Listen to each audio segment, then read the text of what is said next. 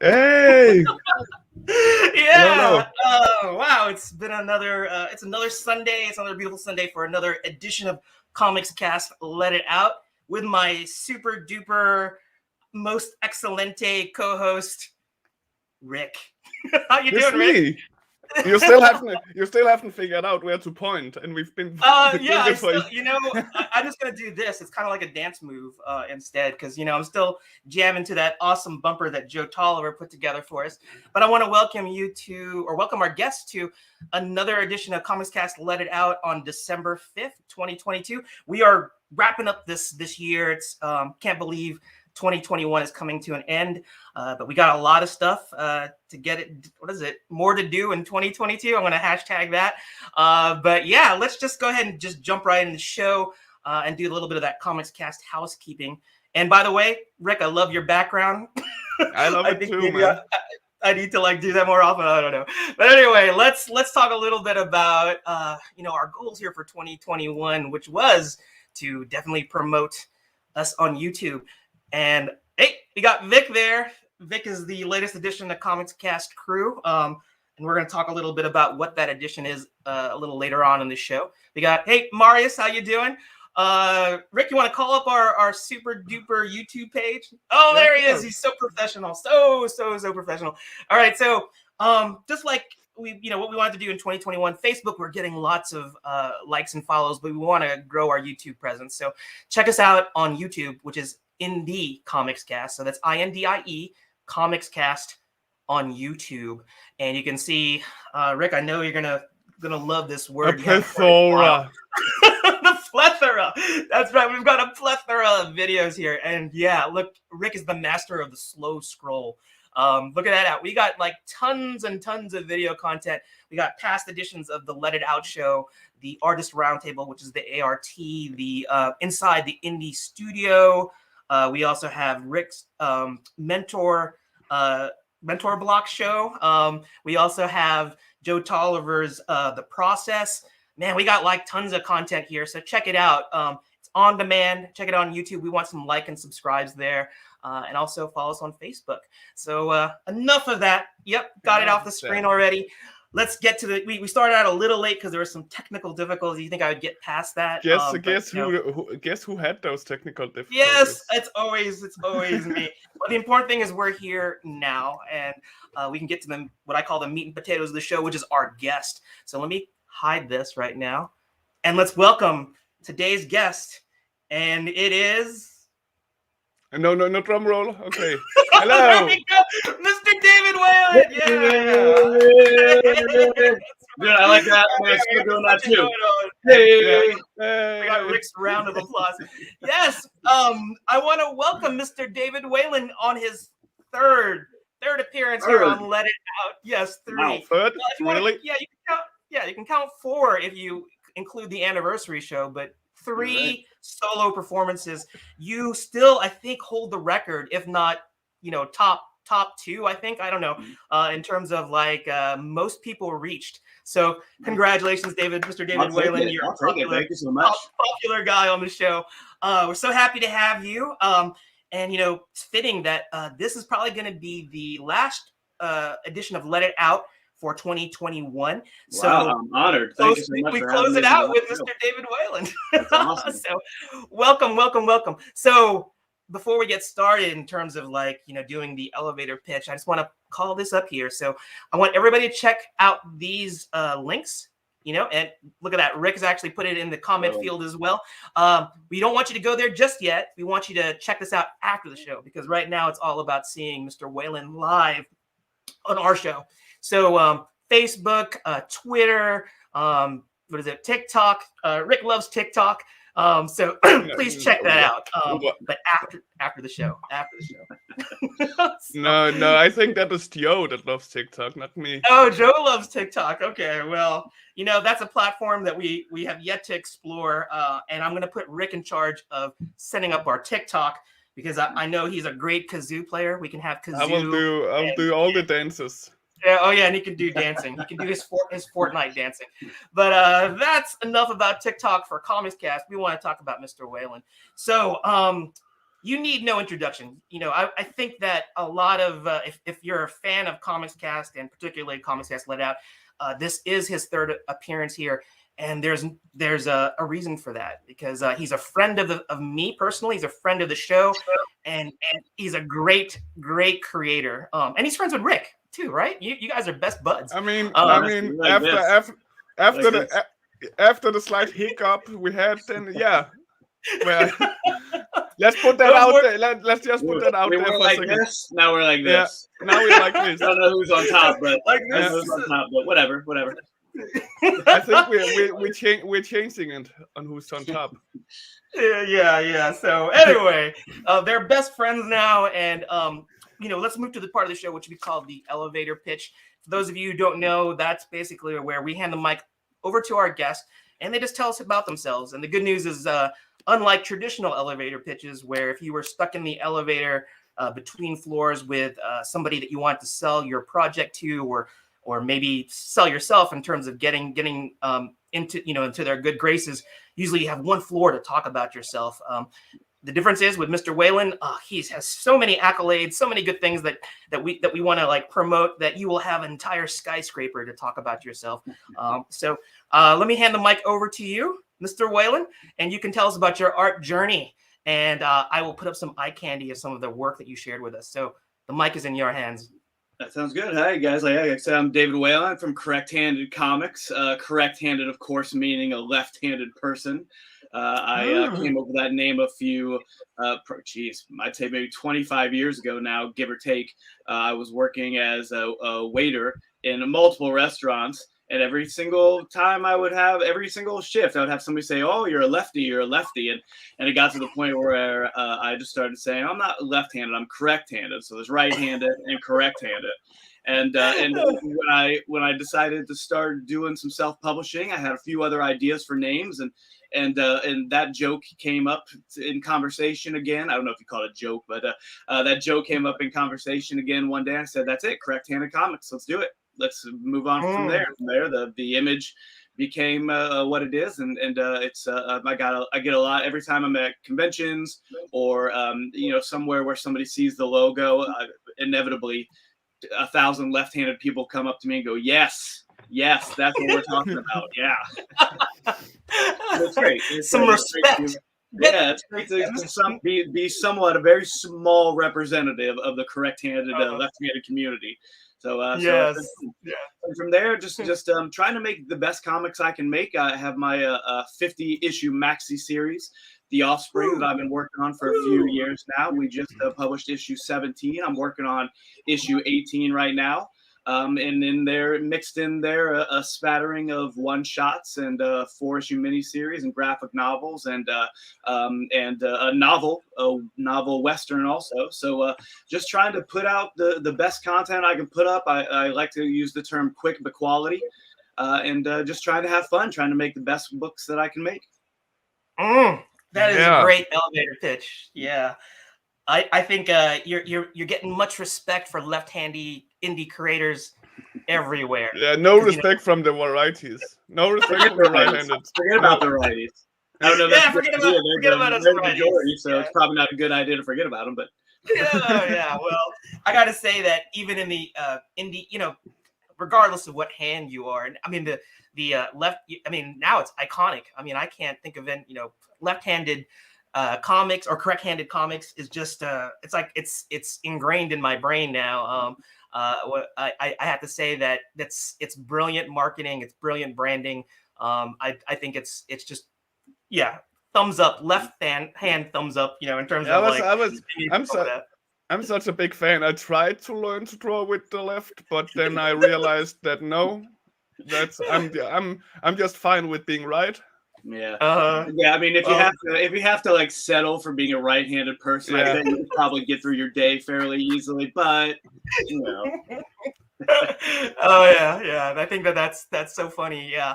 And I just wanted to let's look a little bit at this art. I really wanted to let me switch the view here because I want to get our faces out of the pages. Rick, can you fix that to where our faces are back? Yeah, there we go. Let's look at this thing because we really in your past appearances, we we did get to show this, but I really wanted to talk about your particular style here, because you know, you if it isn't known already, David is a jack of all trades, master of all. I want to say that. He does writing, he does penciling, he does inking, he does coloring. Sometimes he gets another person to help color, but he has done coloring before. He's an entrepreneur in the sense of that he created his own studio, his own, you know, with Correct-Handed Comics. You know, he's did his own imprint. And I just also want to say, you know, in terms of being an entrepreneur, you know, you don't do the Kickstarter or the crowdfunding route. We're going to talk about that a little later. Let's focus a little bit here on the art. And you have such a really, I mean, it's a unique style that it to me is instantly recognizable, and I can gravitate to it. You know, your line work, your composition, just really brilliant to me. You want to talk a little bit about, you know, how your style evolved? I mean, it's very it's eye-catching in the sense that it really, the lines grab you, and you know, Rick likes to be grabbed, right? I think he's feeling the grab, especially when it's by correct hands. Yes, grabbed by the correct hand. You want to talk a little bit about this, David? Talk about, like so many other, and you know, in my position, I grew up knowing that I wanted to be an artist and wanted to create, and was the kid that got in trouble for writing or for drawing over his math assignments and things like that, and it was always just there. I think I started growing up loving like Looney Tunes and the Hanna-Barbera superheroes, Herculoids and Blue Falcon and Dynamite and all those guys, and kind of elevated or kind of kept graduating to like Super Friends and then comic books, and really started to love the look and the fantasticalness of it all. I would say that my particular style is probably somewhere in between, like a cartoony and a realistic style. I don't go too heavily realistic, but it's not so fully cartoony that it's not believable. I try to straddle the line there. So when something maybe, like I said, fantastical or ridiculous or something does happen, it's grounded in a believable universe. So I try to have that little fine line between realistic and cartoony. So if something more dramatic happens, it fits with the style. If something more crazy and ridiculous happens, it fits with the style. And I you know, adjust here and there if I need to. Some people notice with that one character that you just had up there, he's the Malice. He's called the Malice in us all are those magical characters.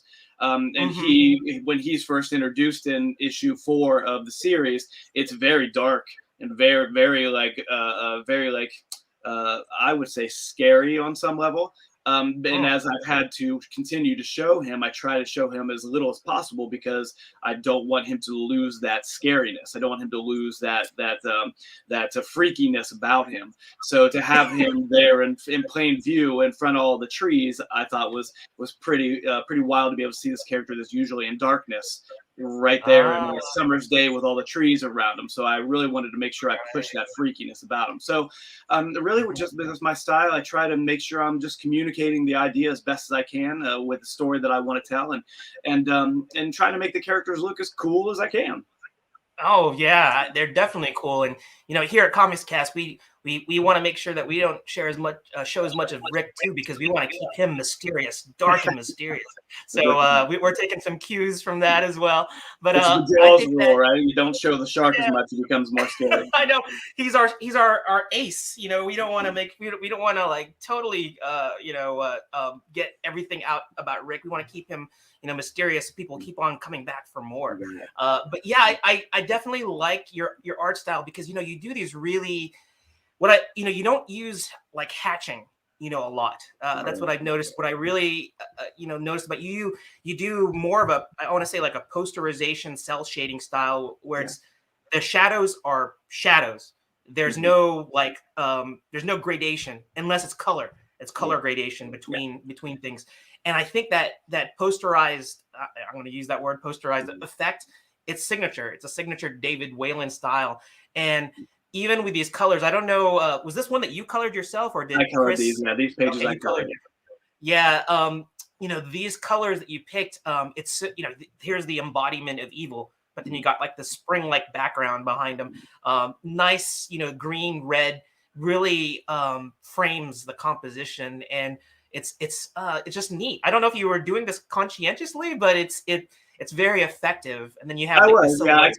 I come from a graphic design background, so Yes. making T-shirts and logos and things like that, it was all very bold. And I'm a big fan of like Frank Miller style, where it's a lot of like solid darks, especially on some of his Daredevil runs. So yeah, I don't do a lot of hatching and cross hatching. I try to make the shadows boom in your face shadows, and have the coloring kind of show where some of those value changes are.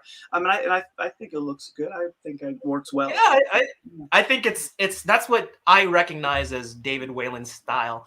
And here your music is. Did you color this, or did Chris color this? Yeah. Okay. I'm looking at the colors here too, and it has that psychedelic feel, but you're actually even experimenting here with creating textures with the color. And I think that is another benefit of being what I said, the jack of all trades, master of all. I find that creators that, not that they're that creators that can delegate their responsibilities in terms of like, maybe I'll do the penciling and then I'll let somebody else do the inking and then the coloring, as long as I think there's that either that understanding between the parties to create the best product. That's great. We see several examples of that in professional or like mainstream comics, but in professional indie comics, like what I'm seeing here, is that you are doing all aspects of it. So you don't have to spend all that time like rendering or giving instruction to the inker or to the colorist. This is a great example of how, since you're doing it yourself, you definitely can tap all those talents that you have and utilize it. And that's what I think is really cool about this. The Offspring, it's correct me if I'm wrong, it's going into you're writing the 18th issue, right? It's like I'm in the middle of issue 18. I actually have a page right here that I'm working on right there. Yep. Issue 18. Hey, Rick, you want to solo that? We can kind of look at that. You can see the lights there in the way. Yeah, the light's a little harsh. Find the light. There we go, for it to not to. Yeah. It's over there. Very, very dynamic, and I really like that. I mean, as an indie creator, it is so cool to hear. I actually don't know of too many indie creators that have really gotten. I've only been doing this for a couple years, but most of the indie comics that I've followed, and Rick, maybe you can chime in on here about it as well, is that I don't know of too many that have gotten past the first 10 issues. And here you're approaching 20. We also talked, some of the things that you've done. You've done multiple volume collected editions too, and some one shots. Rick, have you heard of any creators that have gotten past the 10 issue mark? Yeah, we had a guest or two at least over this year, but that's one or two over the plethora of guests we've had. So you're still it's still a lot of work you've been throwing down. Yeah, for sure. I mean, I had what's it called? I was lucky enough to be able to read some of your one shots that I absolutely fell in love with as an example. I haven't started. This is me being honest. I haven't started on your main just yet, because I wanted a little bit more so I could like grab them in bundles. But knowing how fast you work, it'll only be a matter of a month, and then I have 50 more up. So I'm excited.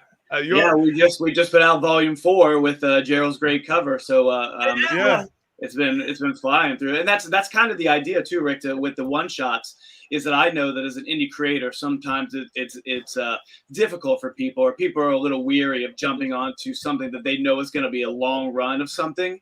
So that's one of the reasons why I did some of the one shots, is just to give people an idea of what I do and the kind of style that I have writing and drawing, to make it kind of a bridge between the one shots, maybe jump into a 4-issue miniseries, maybe jump into the Offspring if they really like what they're seeing, to give them a chance to be able to like dip their toe in and then run to the deep end and jump right in. That is. Yeah. Oh, go ahead, Rick. What are you gonna say? And that's a really great way to get started, because if you as a reader is looking for a comic, and the only thing you can find is like 80 issues, you're like, hell no, I'll just know. Yeah. But if you tease them first with a few here, read this one shot. If you like this, you'll like the 80 issue story as well. So it's smart. It's smart for a leftist. Yes, I must admit. Smart for a lefty here. Smart for a lefty. Yeah, you lefties come up with some great ideas every once in a while. Not just Every kidding. once in a while. You come up with some great ideas. I think that is the I talked to David about this. His whole marketing strategy, and this is just a lesson to I think all up and coming indie creators and even indie creators now that maybe are watching this, is that his whole approach to it is like, yes, he has 17 issues out now, 18 in the that's in production right now. But and it's not like it's 80 issues, or it's not like it's 200 issues, or it's not like it's 20 years of like X-Men history you got to catch up on. But David recognizes this potential hurdle to get new people to come check out his book. And so what he's done is not only does he have those issues, prolific creator, but he's given people an opportunity to get the collected editions, which to me, I'm actually kind of a fan of sometimes the collected editions, because I do like the collectability, but now I'm at this stage in my life where I just want to enjoy a good story. And honestly, I don't think I've ever sold a back issue. I'm not trying to make money off anything in my collection. I just want to appreciate a good story. And when you can get collected editions of stuff, it's easier to, rather than putting it in a long box, you can put it on your bookshelf. It has a nice spine to it. And in terms of like being able to get, and then you don't have to worry about the floppies getting damaged when you read it. You get a trade paperback. It has to me, it's like I went from this stage where when I was younger and in grade school, I'd be like, all my comic books would be just totally jacked up because I would be looking at them. The spines would be like, ruined. I would use silly putty to lift up, things. And I'm talking about, this is like destroying comics basically. Yeah. But I'd be reading. You monster! You monster! Yeah, I'm a monster. But then I got to that point later on where I still appreciate it, but then I started bagging and boarding stuff, and then they got banished to the long box to never see the light of day until maybe you get like this wave of nostalgia and you have to dig through them. And I was so bad about like putting things in alphabetical order or trying to find them. And, so to me, I'm now getting back to that grade school person, little kid in my collecting, years, where I'm getting back to getting the issues and I'm flipping through them and I'm analyzing and I'm really appreciating the panel. The individual panels, the storytelling. And that's what I see here. I really wanted to show this particular piece because look at this. I mean, he has like this obviously kind of like flame power, but it's so stylized. I mean, this is something that you would, when you think of like the Human Torch or Firestorm or things like that, this is not how you would like, I guess, how I envision depicting like a elemental fire type power. And this is David Whalen's approach. Aside from those signature psychedelic backgrounds that, it's almost like it's not that I'm saying that it would be drug induced or anything like that, but it's kind of whoa. I'm just saying it's very psychedelic. On that one. I'm going to plead the fifth on that. Yeah. I'm just saying. Go ahead, Rick. What are you gonna say? Comics cast do not.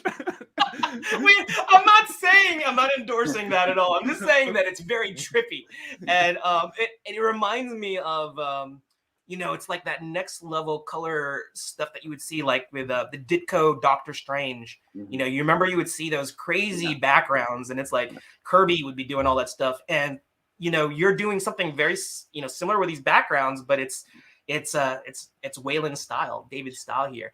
These are from a lot of these pages are from issues 11, 12, and 13, where I start to answer some of the questions that I've given throughout the beginning of the first season, between issues 1 and 13, and they're in a place, they've been drugged to this place by those godlike creatures we talked about called the in us all. So there's the malice in us all, there's the love in us all, there's the wisdom in us all, there's the fight in us all, there's the child in us all, and they've been drugged to this place. And these are the godlike creatures that have been like harassing them, messing with them for the first 10 issues. So they get drugged to this place called the Leeway, and the Leeway is this very psychedelic, very like ethereal type place that that definitely isn't our normal our normal place, our normal. Yeah.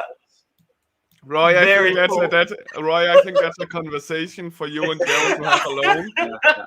Again, Comics Cast do not endorse that kind of talk. Yeah, exactly. And just to say, they got drugged to this universe, not drugged to this universe. So just want to make sure that's very clear. They got forcibly Yeah, They got pulled. pulled How about into. Yeah, that sounds better. That Okay. sounds better. Yeah. So I want to make sure that I heard that right. It was drugged, not drugged. Anyway, let's just get past that. though.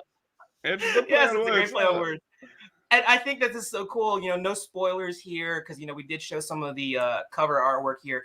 I'm not going to go into too many details here, but aside from this trippy universe that they got brought to, there's also like this really cool time traveling aspect as well. And that's on the storyline that I was actually really happy to do a cover for. And those were issues, I think it might go a little bit further, but 14, 15, and 16 definitely talk about that time traveling aspect. And I don't want to go into too many details about that because I want you to go out there and buy the book, buy the trade paperback. We'll talk a little bit about those collected issues, but I really just wanted to talk about just how prolific this particular indie creator is. He is just kicking out books.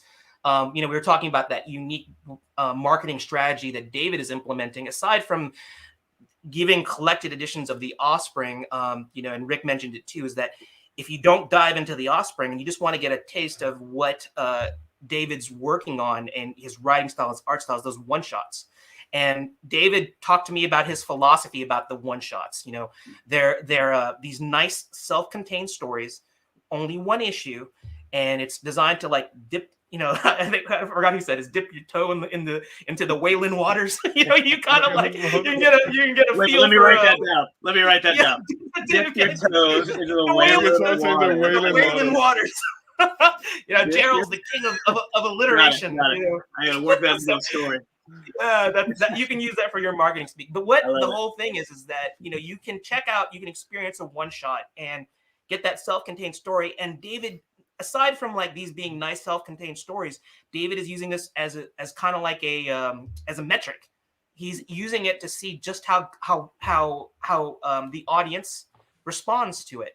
And if there's like this lukewarm response, maybe people don't gravitate to it, then he knows he doesn't have to get too invested in creating 5 issues. He doesn't have to go down that route unless it's something that he really wants to do. But he also can use it as a metric to say, hey, people love that one shot. They want to hear more stories about it.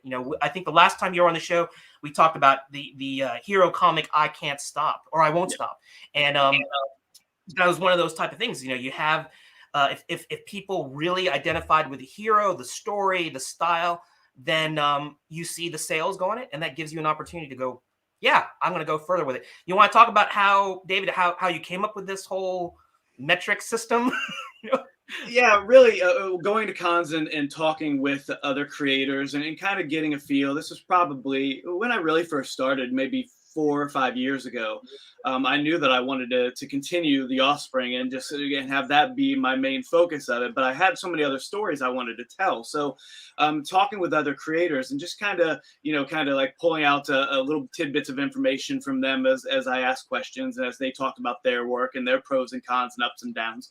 And kind of realized that the black and white one shots were a fun way to be able for me to flex other muscles in other genres, to be able to do these muscles, not these were going on for you.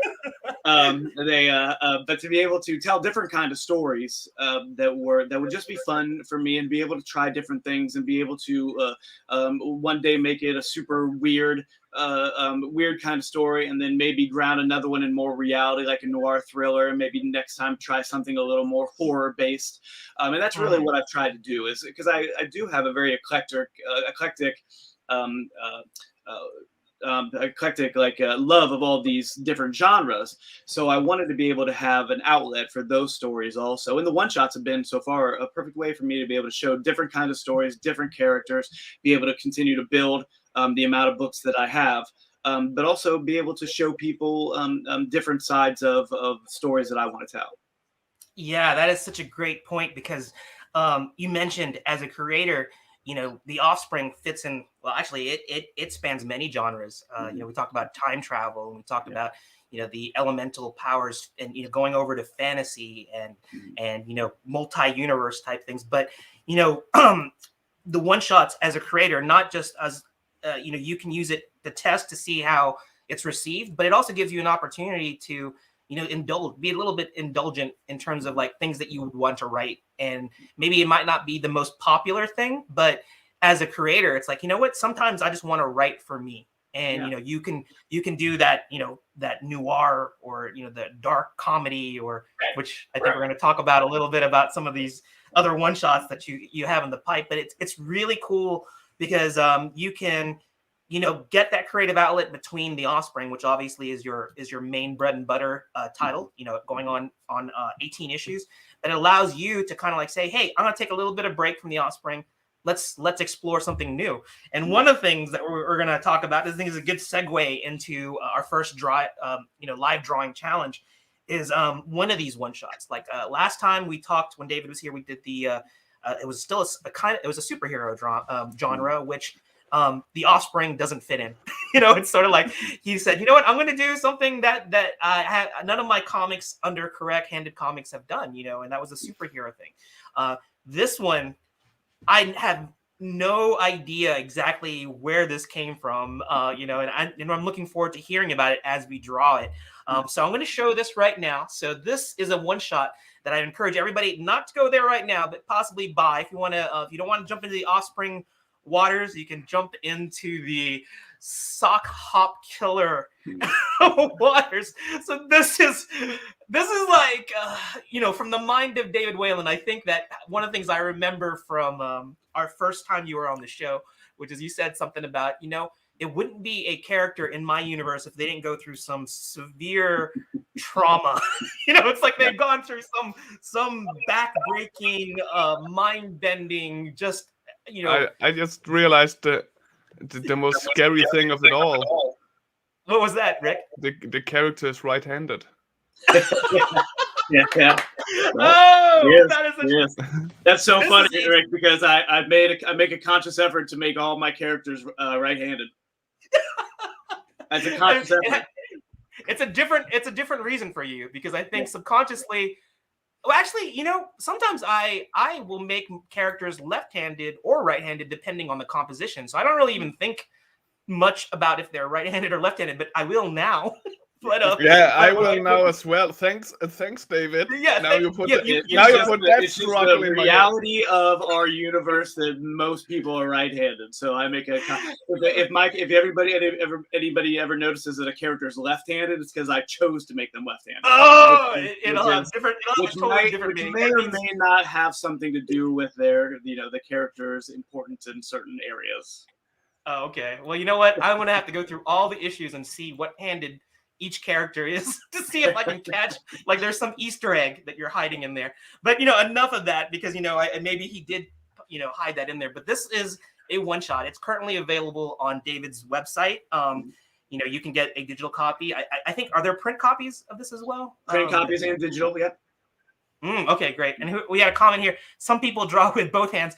You know what? We did that's funny that you mentioned that, Sarah. I think the last challenge, Rick introduced.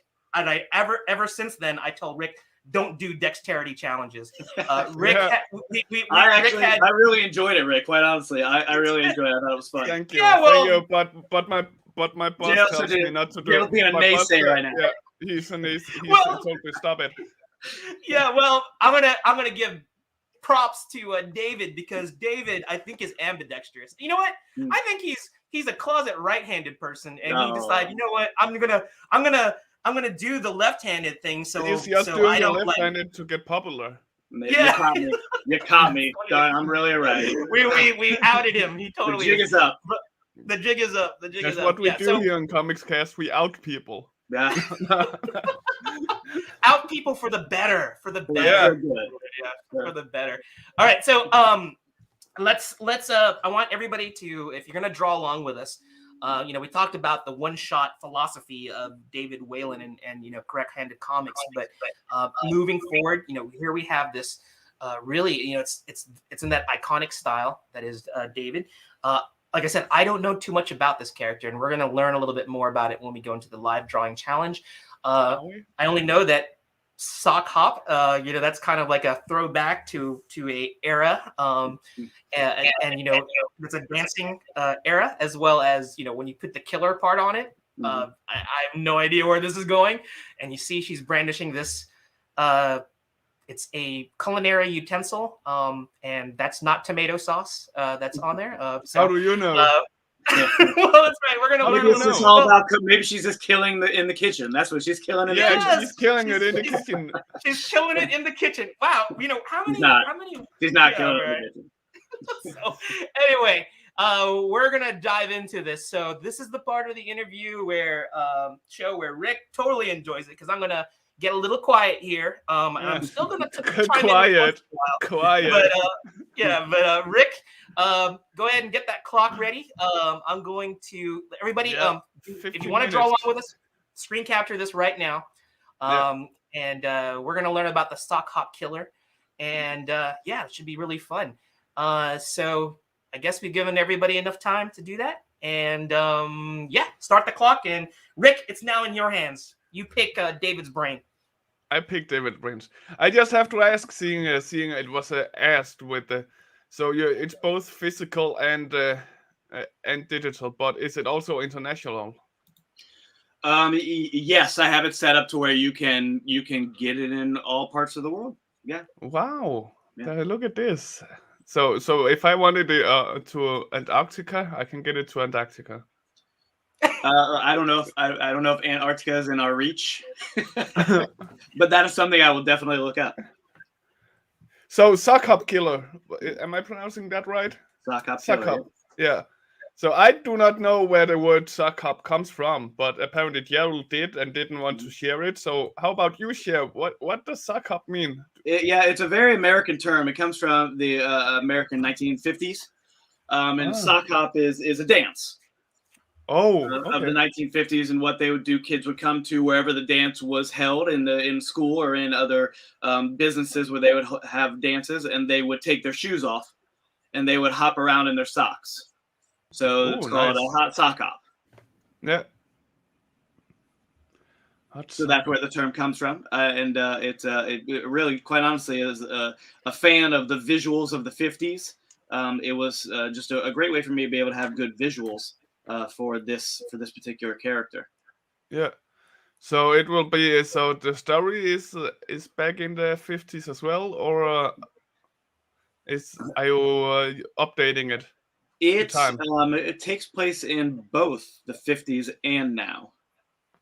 So there is a it's not a time travel thing, it's a generational thing. Kind of like it. Kind of like it, yes. And not, it's where it's just for the sake of trying to put something together that everybody knows about. Yeah, it's there's the characters that are connected to this map. Let me start at the beginning. So here's Gerald asked about the conception of this idea. So I was we have a lot of forestry around where I live here, in a very rural upstate New York area, and I happened to be running in the back woods here where there are trails, and it's very scenic, and it's right along the Black River, and it's a really just nice place to run. So I stopped for a second to catch my breath, and I got that feeling, you get that feeling where you're not by yourself. Yeah. Oh my gosh, this sounds scary. Wait, did someone kill you? And I didn't get jumped or anything, but I kind of looked around and I kind of laughed. I'm like, oh, that feeling, when you don't think you're alone. I'm sure it was just a animal, squirrel looking at me or something. But I don't laugh. I don't laugh about that stuff. I'd probably be peeing in my pants. I'd start running again and say, hey, screw my lungs. They can feel better when I'm safe. Well, you guys are probably smarter than I am, because I didn't run. I was just standing there stretching and laughing. That's where Dave right? Inspiration from that. Go ahead, David. Sorry. So it kind of brought me back. Like I had a flash of like Michael Myers and Freddy Krueger and Jason Voorhees, and just kind of had a flash of all those characters that I grew up watching, unbeknownst to my parents, who would not let me watch those things, but I stayed up late at night and watched those shows, and they freaked me out, and they were great. So I started thinking about that kind of genre and said, well, I'd really like to do, and always thought I'd really like to do something in that genre. And I started thinking about, what I could do differently. What type of killer would I have? And as I was all of this happening in a split second, I had my earbuds in, and it happened to be Bill Haley's "Rock Around the Clock" on my earbuds. Okay. So I was like, well, 1950s that's got a lot of great visuals. What kind of visuals could I do with that? And I started thinking about the leather jacket and the spit curl hair. And I'm like, you know what? That's been done a million times before. What if I make my killer a woman, a female? And from there, it just kind of snowballed. The poodle skirt, the neckerchief around her neck, the poofy hairstyle, the ponytail, and within by the time I had run back to my house, I kind of had the whole visual of her in my brain. So it happened fairly quickly, which most of the concepts that I come up with happen fairly quickly like that. Sometimes the story might take a little bit longer to kind of progress and make the story, the why of everything. But for this one, I knew I had great visual. I knew I had a great antagonist, but I didn't really have much of a story. I knew I wanted a mask. I knew I wanted, lots of gore, and it was going to be black and white, so it wasn't really going to be too over the top with the gore. So I called up a buddy of mine from the Everlasting Horror podcast, Paul Bilski. And he's a good guy. He's done movies, short movies. He does B movies. He writes stories. He just knows a lot about horror. So I called him up and I said, I was actually doing a live drawing one night, and he popped on and I said, hey, I want to talk to you about this. And the next day I gave him a call. He's like, yeah, give me a call. So the next day I gave him a call, and within 15 minutes of our conversation, we had the plot. We had everything that this character was going to do in the 24 pages and the why. So the next day he sent me just pages and pages of backstory on this character and the characters around them. And it really had a really deep, like, family trauma situation that many families could go to. A father with PTSD, characters that didn't quite know their place in the world. It just kind of became very, very fleshed out very quickly. And it was great. So from there, we actually had to lose some stuff because it was becoming too big, which is a good problem to have. So so we kind of dwindled down the story into its basic elements: the why, the why this person is doing this, why this killer is doing this, why the mask, and how it crosses generations. And from there, the story just kind of visually took place. It had a lot of deep layers to it. There was a lot, I like to say there's a lot more there. And this definitely was one of the situations where there was a lot more to the character than what was just going on the page. So within maybe a week of getting this book published, I was, and Paul also was, getting a lot of people saying, I love the book. When's number 2 come out? When's the next one come out? Oh, wow. And we, I really knew we had a lot of cool stuff for it, but wasn't really thinking about a number 2 right away. I was thinking about the Offspring and thinking about the next one shot. So I told Paul, I said, Paul, you've got this. You know the characters as best as I do. Whatever you write, show it to me. We'll talk about it, and we'll probably be able to get a number 2 out sometime in 2022. And that's where we are right now. He has great ideas for story. I haven't seen everything. He's like, I want to surprise you. I want to surprise you. so I was like, yeah, great, man. Surprise me. This is going to be awesome. So that's where we are with the Sock Hop Killer and how she kind of became, and how there's a little bit of a mystery onto who the actual killer is at the beginning. And I think a nice little twist at the end to where it's, like I said, it jumps. I don't want to give too much away, but there's a generational connection there that I think people will really like. I like how the whole idea for this just came up with you being too exhausted to run, and then you felt watched. I'm often too exhausted to run, but yeah, this was a very Why keep trying then? That's a great question. I don't know why I do that to myself. Maybe I don't have enough people chasing me. Maybe that's the problem. Yeah, well, just you come to Denmark, I'll happily chase you with an axe. I was waiting for that. In my right hand. I think I'll take with your right hand. I think I'll take that. Yeah, let's do that. So Sarah asks if you know about the toy box murder. The what more? The toy box murder. I do watch and listen to a lot of like true crime podcasts, but I don't know if I've heard about the toy. I'm gonna write it down. The toy box murder. I bet that I have heard of it and just have forgotten, but I'm gonna look that up. Because there's so many stories, so it's sometimes hard to keep them all in your head. There's a lot of murder out there, unfortunately. So where did the overall design idea come from? Like more specific with the mask and such. Yeah, so sure, her poodle skirt was just a nice visual, I thought. I don't know if this is showing up. The poodle skirt, I'm doing a little twirl thing with the poodle skirt. Nice.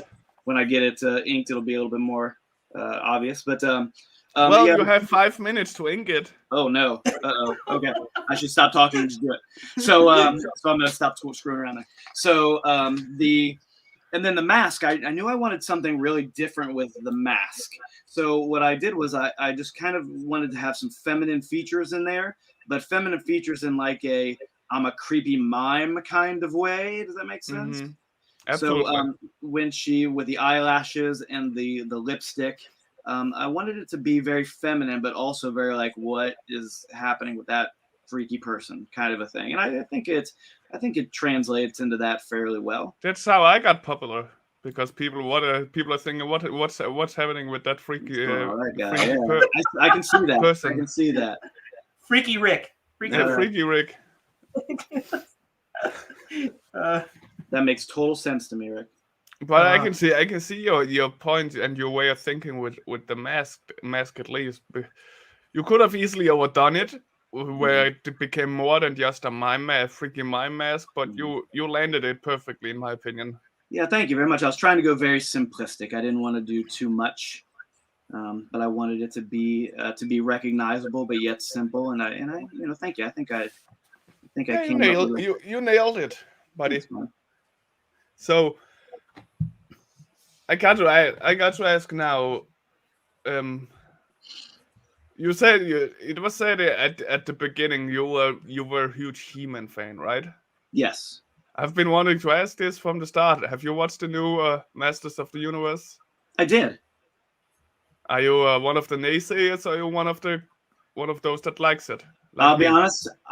While there were flaws, of course, there's always going to be. I really enjoyed it. Yep. I thought that I understand the criticisms about the Teela character, but you had to push that character forward, right? There had to be something new and different with the sorceress. It couldn't have just been the same thing, or else what's the point of doing it? So I understand the criticism. I understand that some people are saying like she's just allowed to change the rules. What's that all about? But I understand also why they changed it. And I think that they were trying to make it very much a 21st. I hate to use the term. I'm going to use the term inclusional. Yeah, is that a term exactly. I can use? Inclusional. Yeah, that works. Yeah, that's and I really did enjoy it. I think it gave He-Man a good arc, because his whole art, while he was not in part one very much, that whole arc was really about He-Man, about why Adam does what he does. And it did turn out. I think it was good. I really enjoyed it, and just to have more content about Masters of the Universe and He-Man for me is enough. If they want to focus on other characters, great, no problem. Because if he has characters, in the story that can't hold an episode or can't hold an arc by themselves, then they shouldn't be there. So with Teela and Orko being able to and Cringer being able to hold an arc by themselves without the main character, I think that speaks to the coolness of the characters. Yeah, the universe in itself and the writer of the story. I was just the people that had an issue with He-Man not being there. I was like, but it was called Masters of the Universe. It wasn't called He-Man and Masters of the Universe. But as you said, the whole of Act 1 is basically, even though he's not there, is telling He-Man's story and as to why He-Man does what he does. Yeah, and he showed exactly why he was He-Man. He sacrificed himself multiple times in just the first 20-minute, 25-minute episode.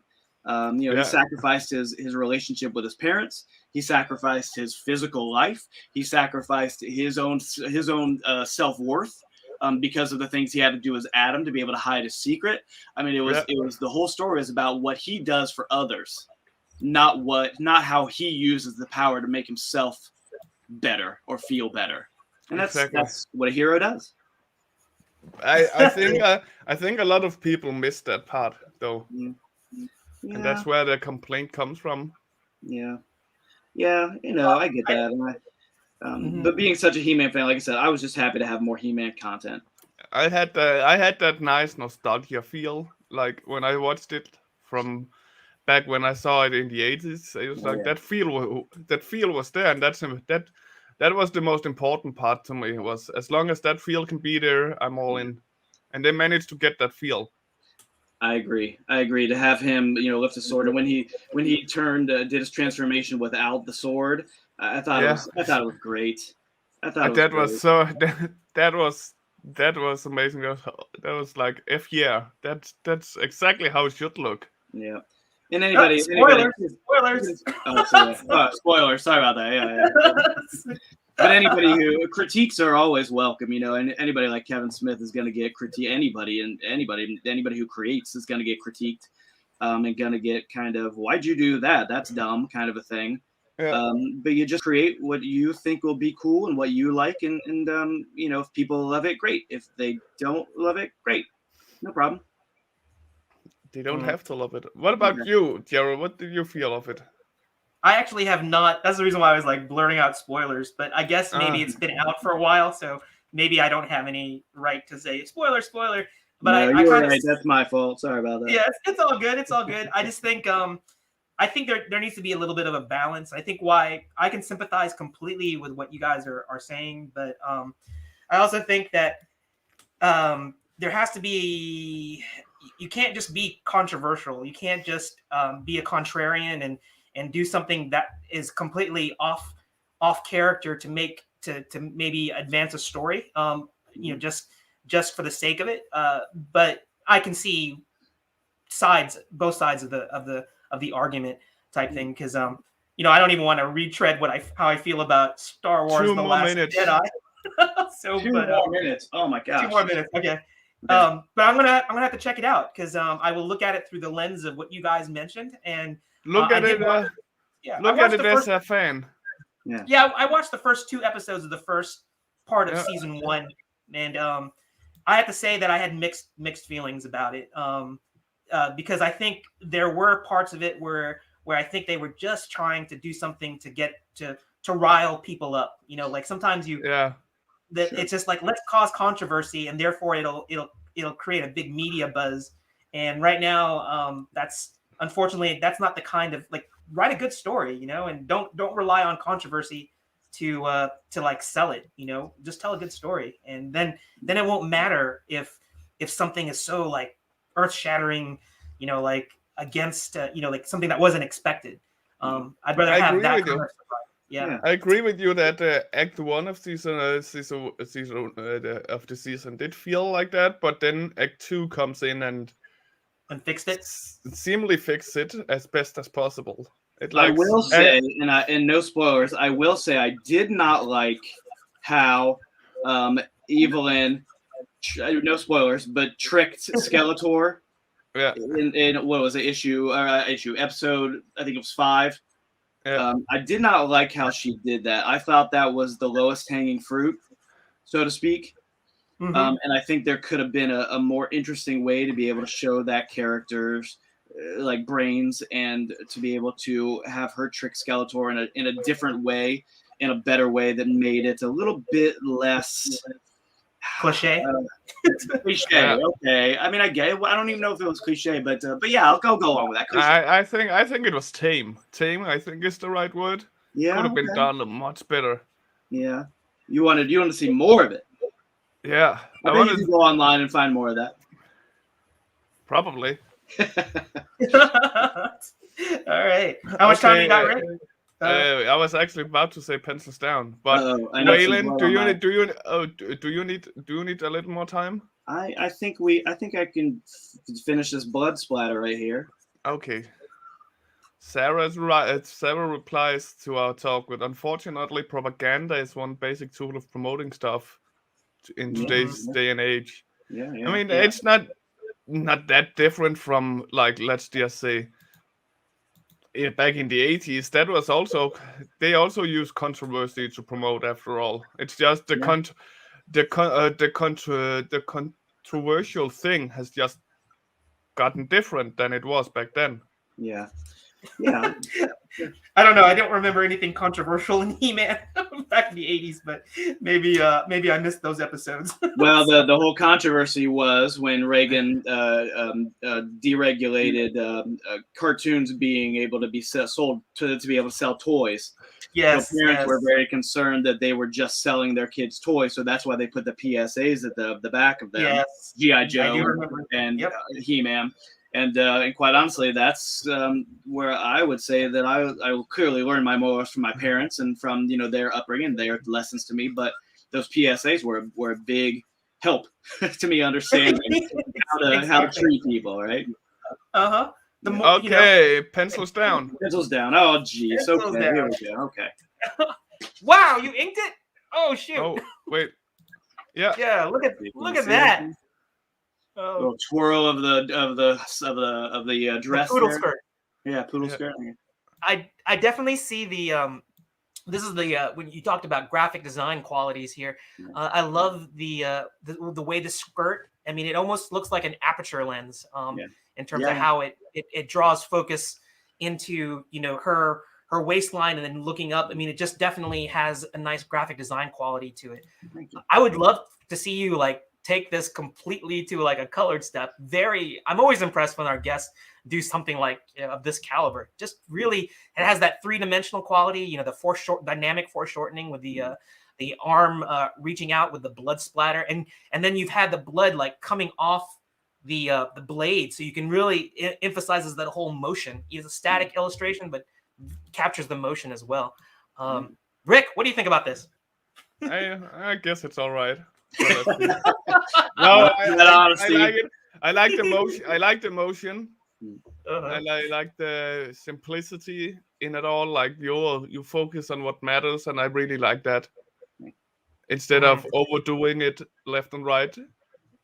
I like that your focus is on her and not the surroundings, not the blood. Like, I just like it. It's simple and it's good. You like with all of your comics. Oh, thanks, man. He's just trying to say it's okay for a lefty. I did say that at first. Oh, okay.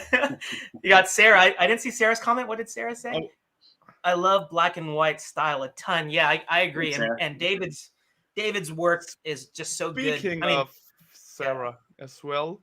Let's see if we got some cool we got one here from Sarah. Oh yeah. Awesome. Let's see if I can zoom in a little. Yeah, she's practicing dynamic poses. So good. Looks really great, Sarah. I love it. Really good work.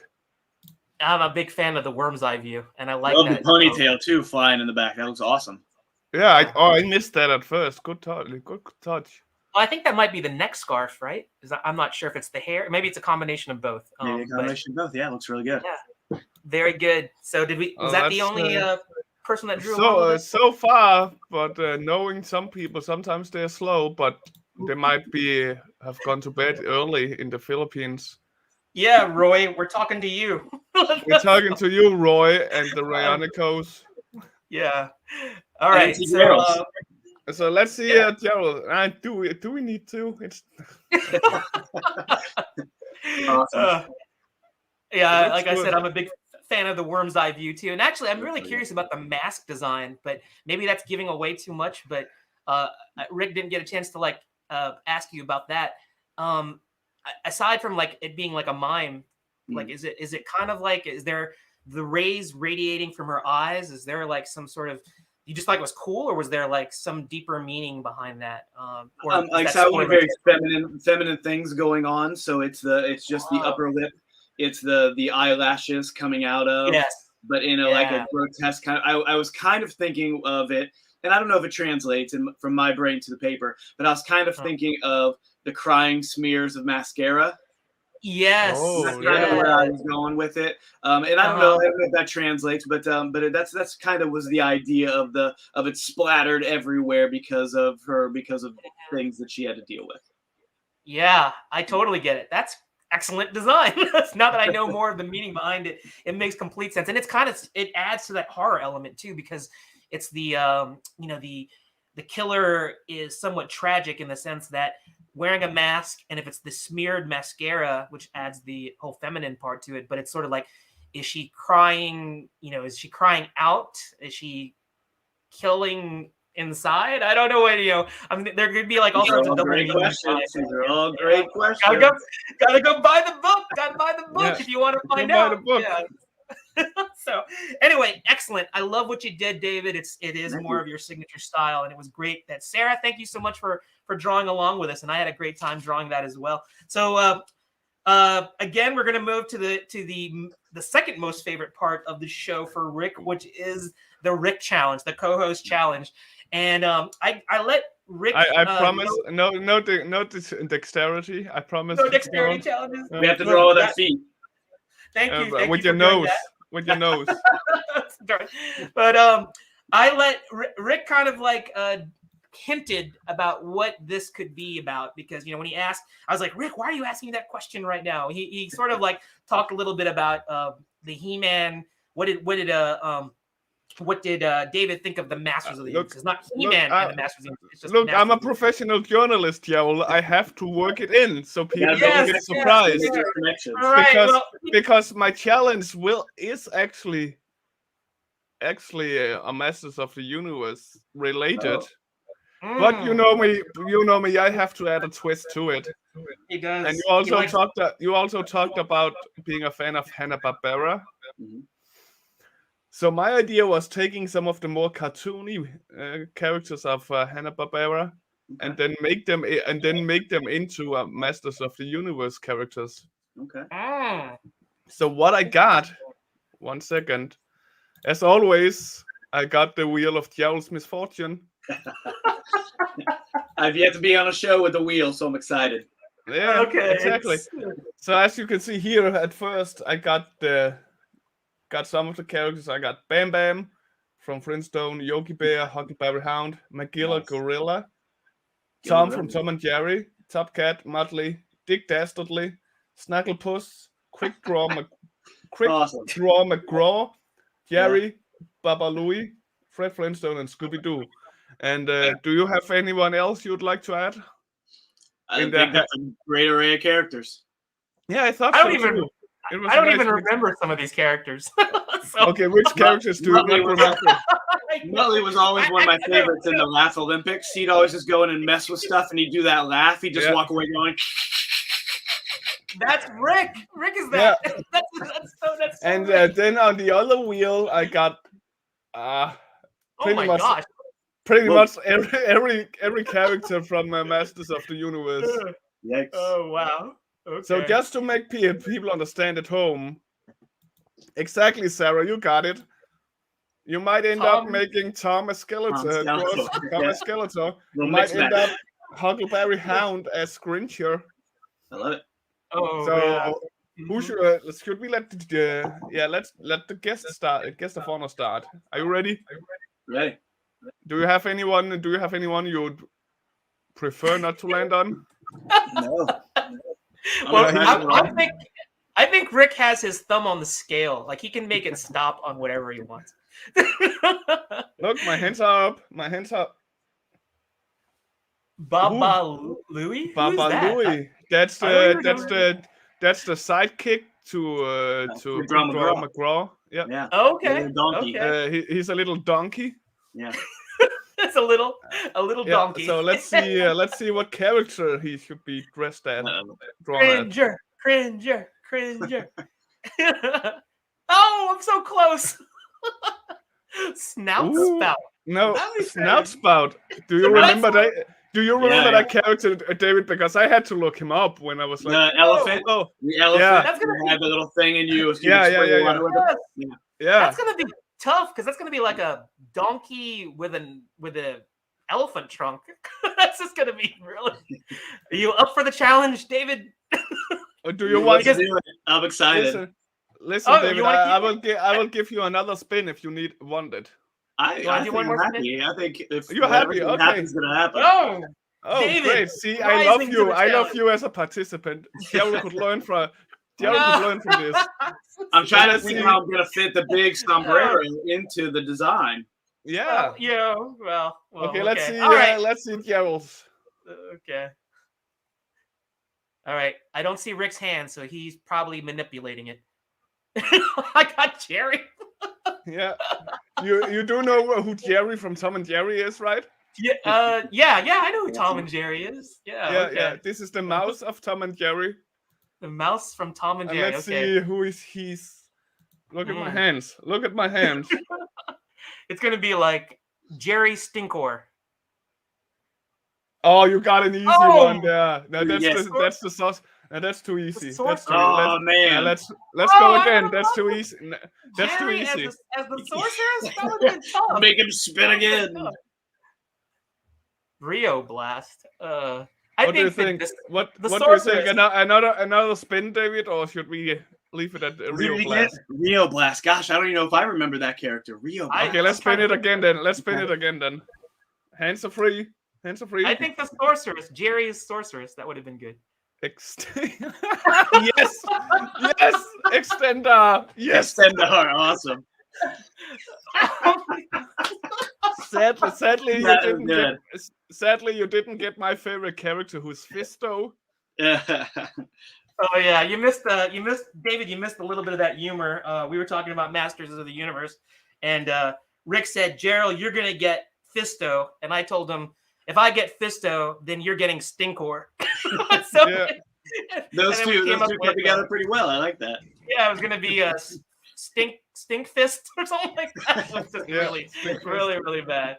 Anyway, and as always, guys, you watching at home, pick your own of which one you wanted to go with. I think Sarah already chose Skeletor Tom, which I Nice. look forward to. mm, So, are you guys ready? Ready. I guess we have to. 20 minutes from now. Okay. Alright. You guys remember the Laugh Olympics? The Laugh Laugh- Olympics? Yeah, the No. Scooby-Doo Laugh Olympics. Oh yeah. I love it. Like any iteration of Scooby-Doo, I was there for. I did Oh. miss. I was a little too old at that point, but Scooby-Doo and the 13 Ghosts. It was like one of the last ones before they did a pup named Scooby-Doo. Oh. Yeah, And, I was yeah. never a Scooby-Doo fan, I have to Oh, admit. Yeah. I'm sorry. I was more of a Space Ghost. Oh, I love Space Ghost. Space Ghost. It got me back into it as a teenager because they did the Space Ghost Coast to Coast, Yeah. Mhm. the talk show. Mm-hmm. Oh, boy, I thought it was hilarious. Wow, I'm gonna have to look that up. Do you think that's on YouTube or? Oh, I've yeah, never I heard bet of it is. The Mantis heard- character. I'm having trouble remembering the names of all the characters, but the Mantis character was his like band leader, and then he wasn't crazy in the original cartoon, but the guy with the big mask. Gosh, I wish I could remember Oh. names. Somebody out there help me with the names of these characters because it's been a while. Hell was. I don't remember either. Oh, I yeah. feel bad now. I feel called out.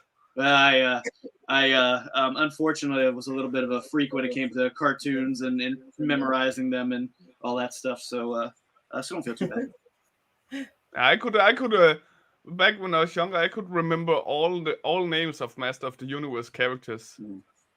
back in the day. So Yeah. when these names came up and I had to stop prepare for this, I was like, who is this guy? And just took me 1 second or two. It was like, oh yeah, except for Snoutpout, that had completely missed that one. Who's your Snoutspout? Those were just great names. Yeah. You know, I think they came up with some really great. Remember Mechaneck? Since we were talking about Extendor, Yeah. and Triclops, Trapjaw. Trapjaw, I thought was one of the best design Scareglow as well. Scareglow was great. And then I always loved Zodiac. Zodiac, yeah, Zodiac, but they rarely had him in the cartoon, which is fine. Yeah, I remember Zodiac. A misused character, or underused character, not misused, underused. Well, I always feel like Fisto should have had his own had his own story. I think Rick came up with his own story. You know, Fisto fisting the world. That's not what I was thinking. Again, I bet if you went on the internet, you could find that story. Yeah, and it would be written by Rick. I'm gonna write it. I'm gonna make it a comic. Fisto fisting the world. Okay. See, I'm trying to decide whether I'm gonna give my character big He-Man muscles or the Hanna-Barbera. I think I'm gonna do a little bit of both. Man, I'm curious to see.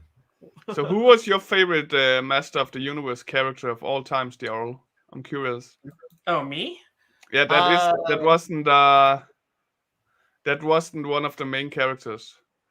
Wasn't one of them? Because I was going to tell you that I actually liked the Teela character from the 80s. Not really. I'm not a big fan of the Teela character from the reboot or not the reboot, but the this Kevin Smith version. I thought she was I think she was probably one of the first characters or female characters in the 80s that, for strong example of a female character who could play in a man's world. I thought that was pretty cool. But in terms of like a not as popular character, let me think. Like more side character. I liked Trapjaw and Triclops, but I don't know if they were that.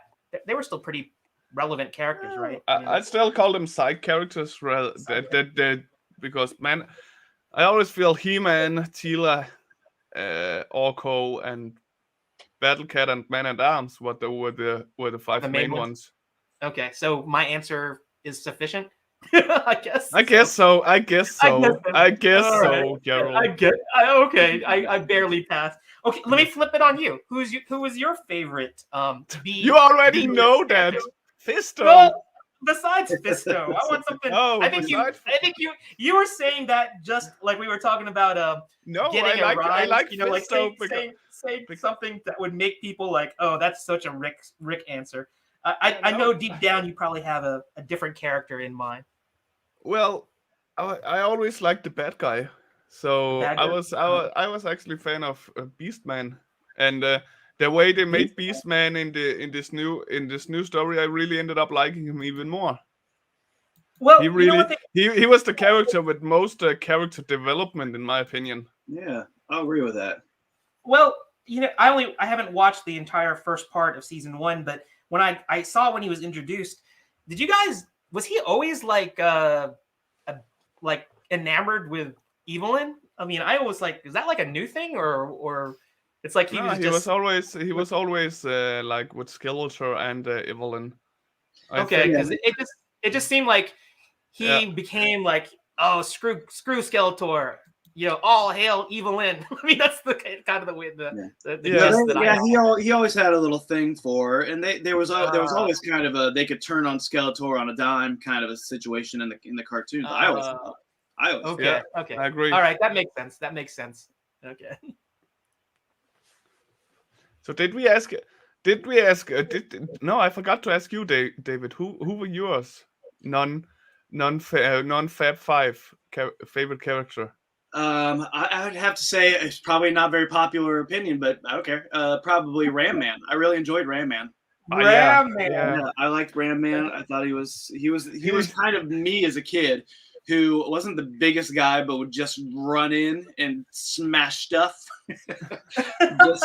just for fun. And I don't know, I always liked him a lot.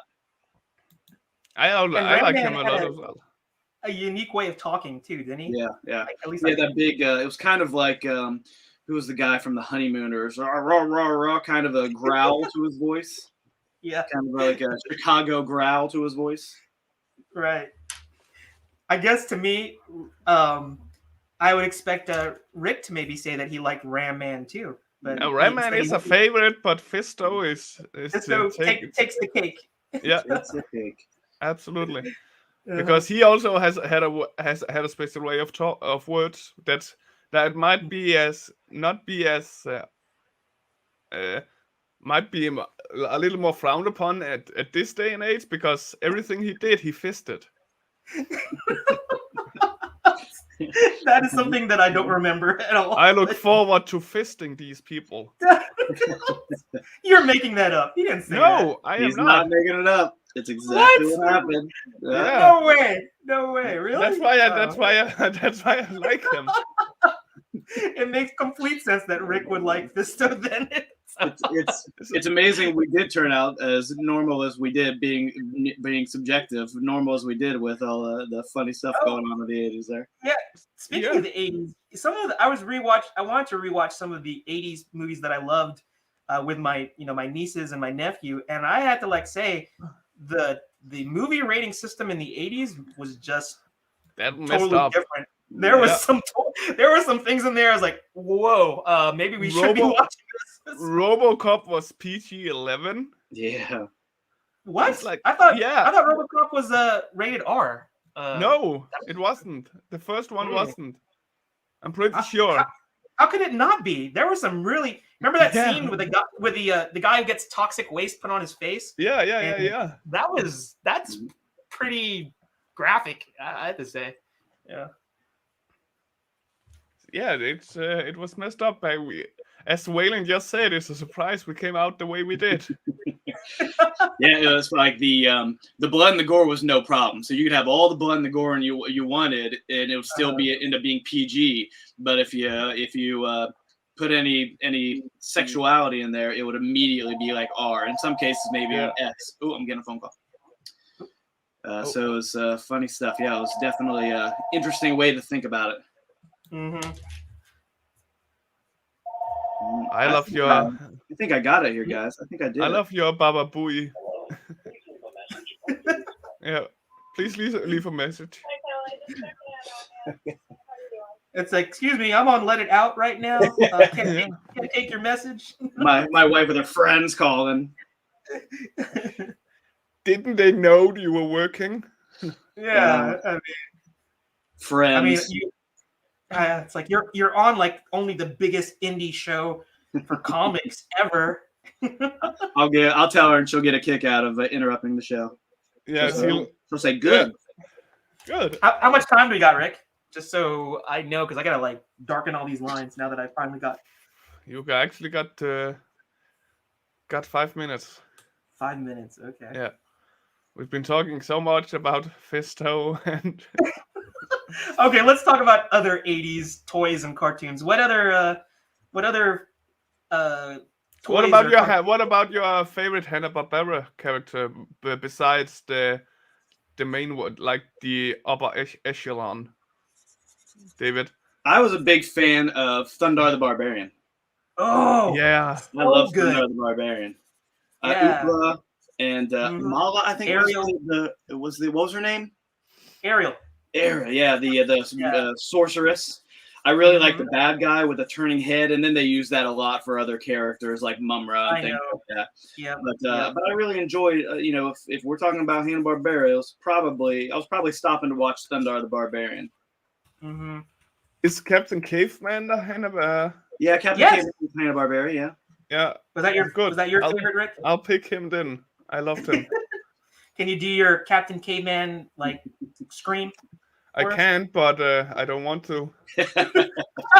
I have neighbors. Oh, okay, I see. He's being respectful of his neighbors. Good For call. once. Good call. No, I actually last show when I was really loud, I actually got a knock on the door and asked if I was okay. Afterwards, when the show was over, and she looked all panicked, the elderly woman that lived under me, she was concerned. I'm like, no, I was just having fun, and you need to remember when the show here is over, it's 9 a.m. So. Oh, okay. 9:10 in the Italian, 10 a.m. So, like being loud at that time here is not apparently a good idea. It worries people. What show was that you were being loud? Was it the one with Andy? When am I Bellinger? not? When am I not loud? But yeah, it was. I think it was with AA Rubin and the whole crew. You were that loud? I don't remember you being that loud. Well, everyone else was louder, so I had to as well. Anyways. That's funny. Anyways, that's not the show we're here for. This is the show we're here for. Exactly. With the greatest leftists of all time, David Whalen. Not leftist, left hand. I think leftist means something else. Yeah. Oh yeah. Oh yeah. That's right. We don't want to get David confused with that. So. Now I'm confused. Oh no, now I'm not confused. I got it now. My Danish mind. I apologize. This is where you're supposed to ask. You're supposed to ask me what my favorite Hanna-Barbera. I was actually just about to ask you, Gerald, but now I don't want to. Now you don't want to. Okay, Gerald. I gave him an idea. That's what the upper echelon. The upper echelon. You can pick the upper echelon of Hanna-Barbera characters. Who were your favorite? Okay, I had probably Ty. I liked Johnny Quest. And I liked Isn't Johnny Quest an upper echelon, David? Wouldn't you say? It is? Oh, are you saying we're supposed to pick upper echelon or not? No, not upper echelon characters. Oh. Huh.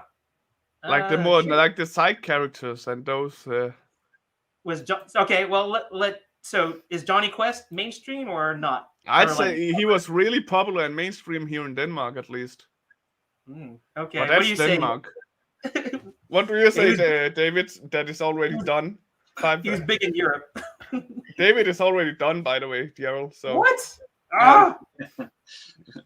You know, I'm gonna if we're going for more cartoony stuff. Do you remember what was Doom Buggy? I don't remember that. Yeah, it was like a Scooby-Doo ripoff. They had a whole bunch of Scooby-Doo ripoffs, like the shark. I can't remember his name. But then Josie and the Pussycats. But I really like the Doom Buggy that had that little sputter in his voice. I thought it was funny. Oh yeah. I don't remember. I'm gonna have to look that up. I don't remember that. Yeah, that sounds really cool. You know what? Time is up. What? Well, David has been done for like half an hour now. So no, David needs more time, right? David? No, he's still. I think I'm good, Joe. I think I did it. Look at it, Gerald. He's just been sitting arms crossed for the last 5 minutes. He's just been sitting and waiting on you. That looks fantastic, David. Shoot, he inked it too. Oh, yeah. All right, my pencil's down. The little fur underwear. The little fur underwear. Had to get that in there. Yeah, it looks really good. You totally nailed it. I think Hanna-Barbera is going to be coming, beating down your door and saying, we need to relaunch. I'll hold my breath waiting for them to call. That looks cool. So, Rick, did anybody from our audience? Oh, yes, and I love this one. Hang on. Awesome. Okay. Stop, Gerald, stop. I did stop. I can see you. Okay, all right. I stopped. You're cheating. Yeah. All right. Let's see what our guest did. I am. Hey, what our audience. Gerald, stop. I can still see you. I can still see you. Okay, hang on. Here is from Sarah Simba. She did He-Mouse and Skeleton. Oh, that's awesome. So good, Sarah. I love it. Really good. I love it. Awesome. Evil Milk. Even got the hair. That's funny. Very nice, Sarah. I love it. That is the Evil Milk is the best touch that you could have added. Yeah, I love it. Yeah, Skeleton or and Tom Skeletor. He-Mouse and Skeleton. I love it. Perfect. That looks so good. I love it. So let's look at Extender. Extender. So And from what I Jerry. remember, he was kind of like Mechaneck, except it was his torso and his arms, right? Yeah. That made I'm trying to remember, but anyway, so Awesome. there's Jerry. Imagine Jerry having this power when he was fighting Tom. That would have been really crazy. That's awesome, man. I love it. Thank you. Yeah, And you know what? Really good, I just happened to read this funny commentary about Tom and Jerry, and it was and basically the gist of the article was, if you were actually a cat owner, you would actually be very sympathetic to Tom, because it was just one of those things. It was kind of like Ralph Macchio Danielson. He was actually the evil character in The Karate Kid. Yeah. You know, and it was the same thing. You know, you're rooting for the bad guy if you're rooting for Jerry. He just had this adorable face. But if you had a rodent that was running around in your house, you probably would want a cat to like take care of stuff. Technically, Tom was supposed to be there. Jerry was not supposed to be there. Tom was. He was invading his home. Yes, exactly. Along with that. There was actually another article I read about. We were talking about like 80s cartoons. This is Extender. This is how Extender looks like, by the way. I just thought I wanted to show it. So you weren't far off. Okay. If you did, Yeah, I guess I gave him that chest grilled. He looks more like Man at Arms, I guess, instead of Extender. Yeah. I still like it. Up, his head went over that little grill thing, right? Oh. Okay, Marius comes in and asks how many scrolls this was the Rick challenge, so there's one draw to go. Yes, one draw to go. And let's go ahead and jump right into that. So let me share one more screen. Thank you, Sarah, and hopefully we can get Marius to like draw and now that he woke up. Marius woke up. Good morning. Well, you got to give him kind of some slack. It's like it's like 3:45 in the morning in the Philippines. So let me share. Let me stop and share so we can kind of. This was fun. This was a good challenge. I'm glad you said no to the dexterity, because that was my first thought. That seeing that was how we started it, that should have continued. But it showed dexterity of the mind, right? Yeah, exactly. There you go. Dexterity of the mind. That wasn't drug induced, right? Not drug induced. Again, Comics Cast do not endorse. We don't endorse that. That's right. All right. So, the last drawing challenge is going to be characters or a character. It's up to you, from The Offspring, because that is the longest running series under correct-handed. Before we comics. start, sorry. Let's just answer this question here, because I want to know it as well. Let us see your shirt. My shirt. David. Yeah. It's an X-Men shirt. X-Men, yeah. Oh, Jim Lee. Jim Lee X-Men. Yeah. Jim Lee X-Men shirt. Yeah. Yeah. Very cool. It's fashionable. It's comfortable. That was from Apist Bin Senin. I hope I butchered your name probably, but I hope you got your answer. It's Jim Lee Black and White. Looks really good. I was wondering myself, so happy I got reminded. My kids got me this shirt, I think, for my birthday this year. Nice. Oh, okay. I think I had nice kids. Rick was like saying, "Hey, you mind taking off the shirt, David? You want me to just give it to you?" No, Comics Cast do not endorse. No. I think if I took off my shirt, you owe me $20. Okay, let me reframe that. David is such a nice guy that he would give the shirt off his back to Rick if he asked nicely. How about that? Now that I know it's from his kid, I wouldn't ask. That's so funny, Rick. I tell a quick story. So I was in Amsterdam with my brother. This was 15 years ago, and I was wearing a wrestling shirt. And I guess overseas, you guys get them a little wrestling stuff a little bit later than we do here in the States because you're further away. But the shirt I had on, there was a bartender. We went into a bar, and I'm blanking on the name of the bar.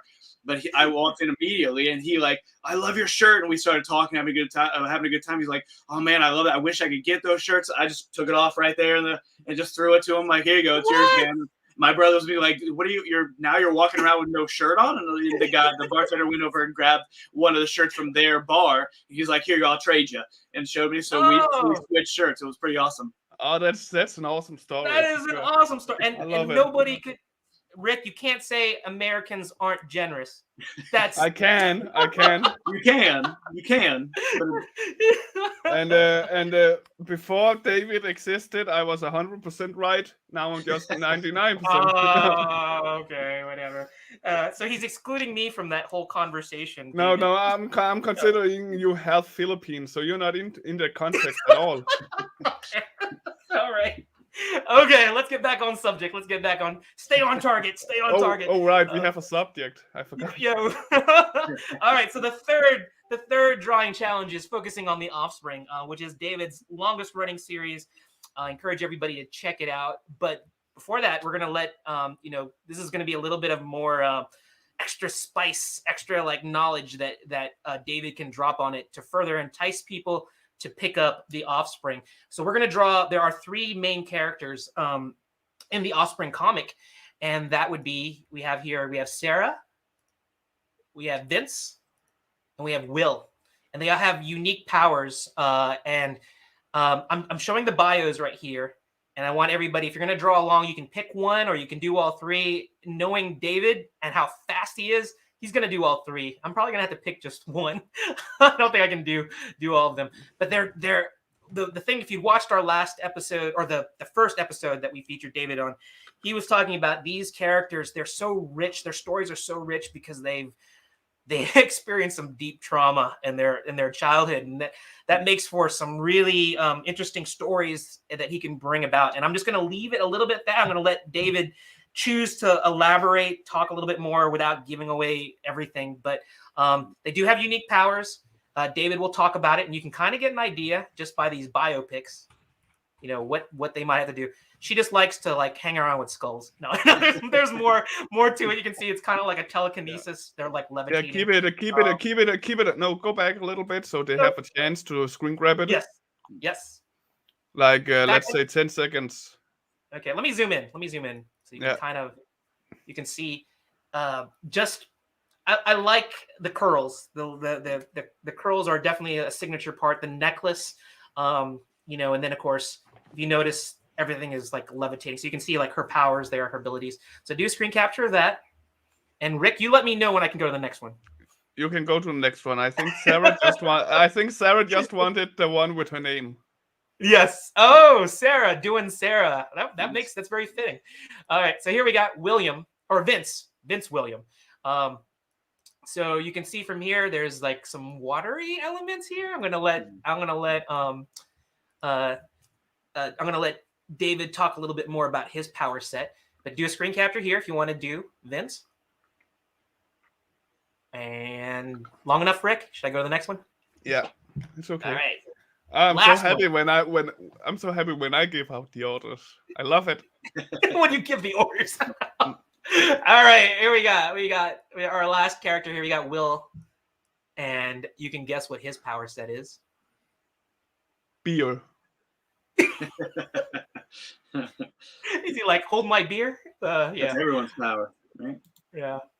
All right. So you can do a screen capture if you want to do this character. All right. So that being said, I'm going to get my art cam back up, and Rick, take it away. Start the clock, and you can. So what do you say? 15 minutes as well? Do you mind? Can you draw all three in 15 minutes, Daryl? I'm not doing all three. What? I'm gonna do one. So what you're saying is the guest is coming in here and portraying three characters, and you're not. Yes. Wow. It's all about the guest. The guest. Bit of a slacker. Wow. The guest is gonna kill it. Yeah. So everybody in the chat, point and boo at Gerald. No. You're right, Gerald. You're of course right. It's not about getting the art done here. It's just about showing the progress of the guest, which is yes. So you finally learned. Yeah. No, I've learned for a long time. It's just funny, not funny to screw with you. Oh, okay. Yes. You like doing that. All right. Okay. Okay, so the powers. Let's go into the powers, and so Gerald can be quiet. And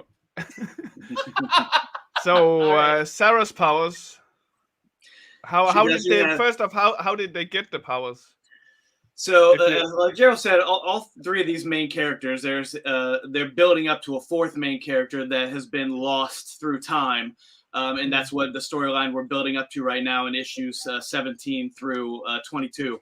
So all the characters, their powers manifested through abuse that they suffered as children from their household, from their parents, and they were mentally, physically abused. So Sarah was physically abused as a kid, so she was able to develop like a force shield around her that she can use to be able to block people, to be able to stop people from coming towards her to touch her. She can go into people, and one of the first times, the first actually 4 pages of issue 1 are kind of Sarah realizing, or this power finally are starting to manifest itself.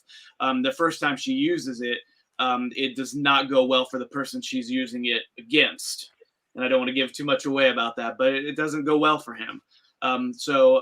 These characters, their powers were manifested by the way they were abused. Vince, his mother was a drug addict and an abuser and neglectful. And she would punish Vince by throwing hot scalding water on him. Ow. So Vince started to realize that, again, a very traumatic event in his childhood, realized that he could control water, not just control water, but control the liquids in his body, and be able to force them out. One of the first fight scenes that we see in the first story arc in issues 1 through 5 is Sarah being attacked by these jerks, and Will telling Vince, take care of the guy. Vince isn't really a fighter. He doesn't fight traditionally as a someone who has powers would. So the first thing that Vince thought of to stop these people from attacking them was to throw up on him. So he uses his powers in a very offbeat way, in a way that you probably wouldn't see from a Wolverine or Batman or whatever like that. I would love to see Batman throw up on one of the bad guys and what? I'm sick. I'm Batman. Where's the medicine? Brings a different word, different meaning. Why to did you say my Lanta? Yeah, different meaning to the word scum. When their powers manifested, they were manifested in a way that they were abused. So Will wasn't so much abused as he was neglected. And as we start to see his character as a baby before he even remembers, he had some falls. The parents were neglectful. He fell downstairs. He would be dropped. He would be all these things. So it's manipulated his body and his cellular structure to be able to have him grow out rather than up. So he's very short, but he's very strong and stocky. And almost his skin is almost to the point bulletproof. So that's one of the powers that he almost bulletproof. That's one of the powers that he manifested to be able to protect himself from this abuse. As the story progresses, we find out that it's not just because they were abused; it's because of who they are in terms of the universe. So we start to see these weird characters, these monsters, these demons start to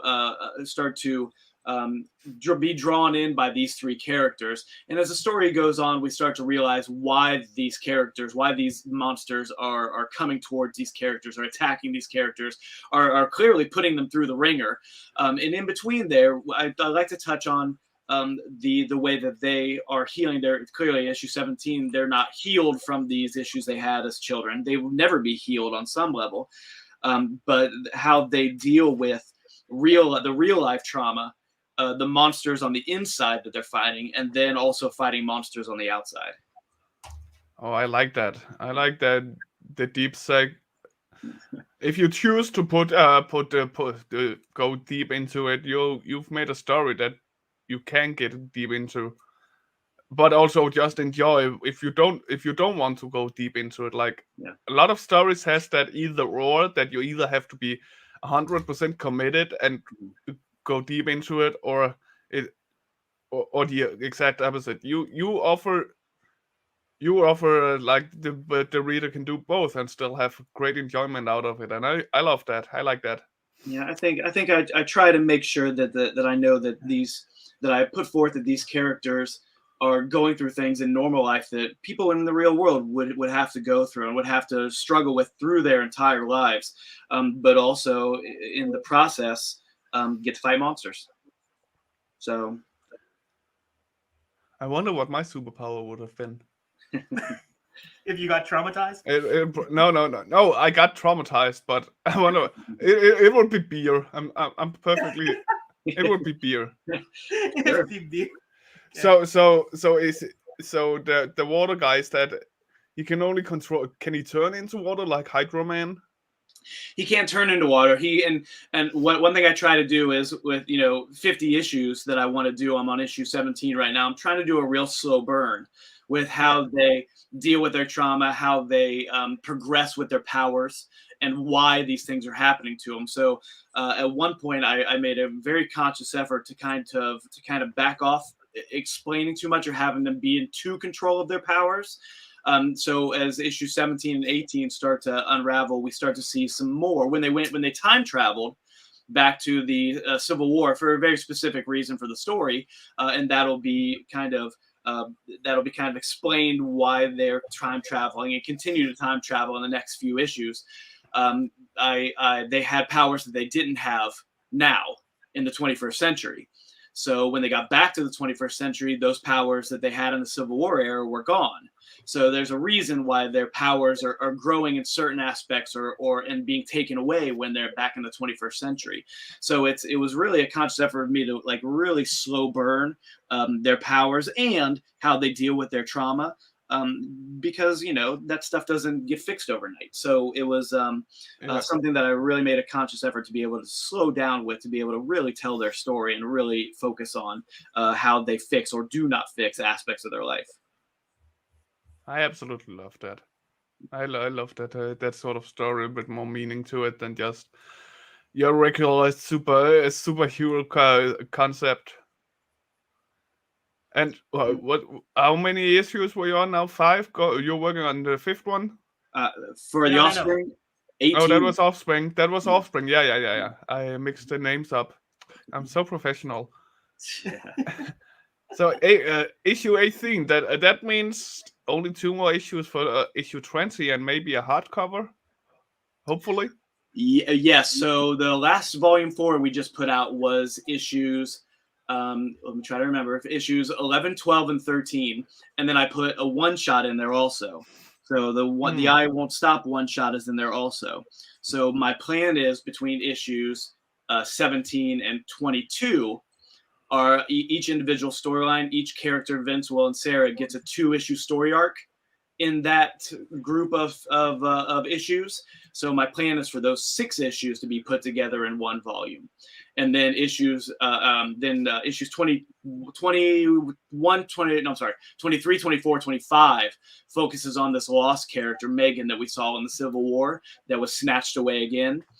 So I'm like I said, I'm really trying to make sure I focus on the right characters at the right time, and the next volume will come out, I'm hoping, by the end of 2022 with these 6 issues focusing again individually on each character. Yeah, absolutely. I mean, as I mentioned, I've only read your one-shots, and just by that, I've been a fan of your writing. So I am basically just waiting for for a good bunch of comics to come up, so I don't have to wait for long Sure. for the next issue, because like we talked about, we are getting older. I'm not like Djævel back in his day. He wanted to he had them all in storage and everything, and now he wants to collect the books as well. I'm the same guy, because I want if I can, I want the finished story while I read it, and not just sit and wait. It's the same with with Netflix shows. I end up binge watching all episodes instead of taking one day at a time. Yeah. I end up binge watching them because once I get started, I want to see how it ends. Waiting a week at a time? Heck no, I don't want to do that. It's a lot of waiting. Rick is just saying that he wants instant gratification. Yeah, I'm getting old. I'm getting old, cranky, and impatient. But here's the thing that I must say that I have the most respect for when it comes to you, actually, David, is that you're one of the few people that is not going the Kickstarter route. And let's save that for a little bit later. Okay. I want to go. I was just told in my ear here that we're gonna save that for later. Yep. Let's save that for later. I want to go deep into that one. That's good. There's a Okay, good. significant meaning to that. Yep. Good. Okay. So I was told by my boss to shut up and find something else to talk about. I didn't say shut up. I just said that we gotta like definitely. There's so much more that let's talk more about Offspring. I have more to talk about, Jared. Don't worry. 5 more minutes, by the way. 5 minutes? Yeah. Okay. Oh, by the sound of it, let's say 10, just to make 10 David. minutes. Yeah, that's 10 okay. minutes. Is that okay, David? I'd probably be able to get it. Okay. Should we say 45 minutes? Then the Yarrow might get done. Yeah, just might. So have you worked with trauma yourself, or where did your idea come from? Your the basic idea of making trauma manifest into a superpower. If that's not too personal a question. No, that's not too personal. As a kid, I really, when I came up with these characters when I was 18 years old, so a long time ago. I'm an old man now, but when I came up with the basic concept for these characters, I really wanted to see something that maybe I hadn't seen in comics before, with people with superpowers, but also dealing with not just the villain of the day. Not just I'm going to blow up this, or I'm going to steal this money, or I'm going to whatever. I wanted to come up with something that was unfixable, really, on some level, and really kind of have characters deal with something that people in the real world deal with every single day, and can't fix, and can't just punch away.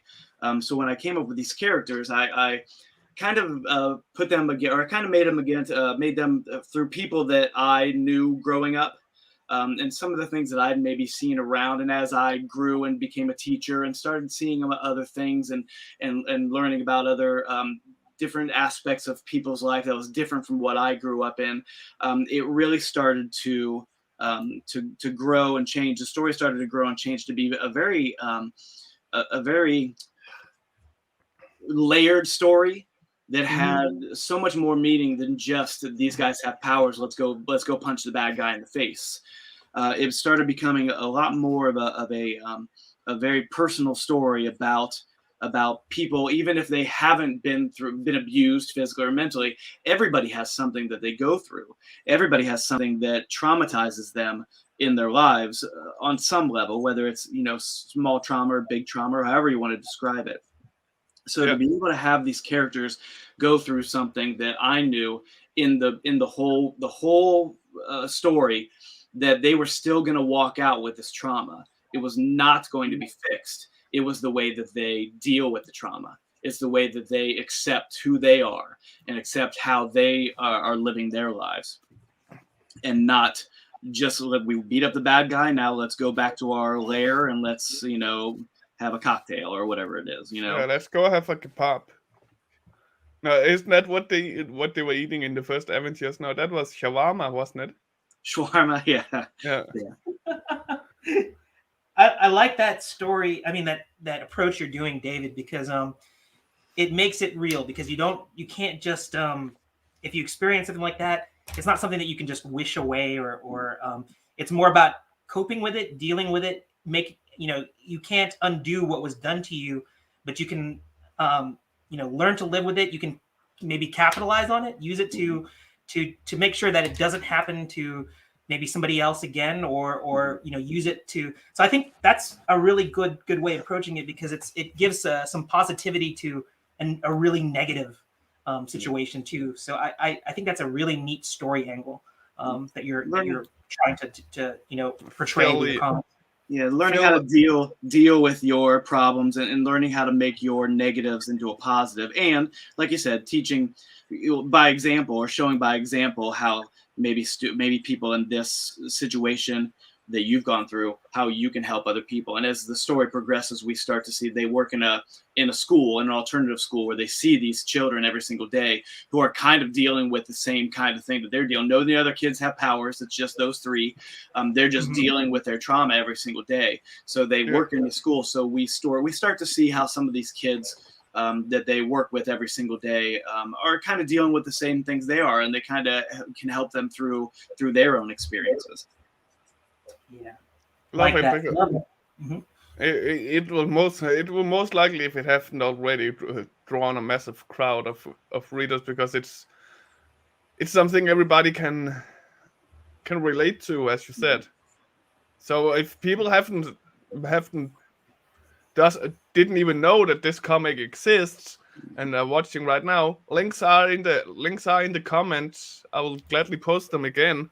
Go up, get the first few issues, read it, and be amazed, because the story in itself looks really good, and I can vouch for his writing skills from the one shots I've grabbed so far, and I'm definitely also grabbing the Offspring when it's issue 20. Well, thanks, Rick. I appreciate that, man. I'm just waiting. Phil Leon is popping in and saying hello, comics peeps. What's up, Phil? Hello, Phil. Glad to have you. Oh, I didn't even notice that was a light board you were working with there. Yep. Nice. So I actually had this idea when we talked about it. I had an idea for a poster that I wanted to do, and I thought this was a perfect opportunity to get it on paper and to see if it works out.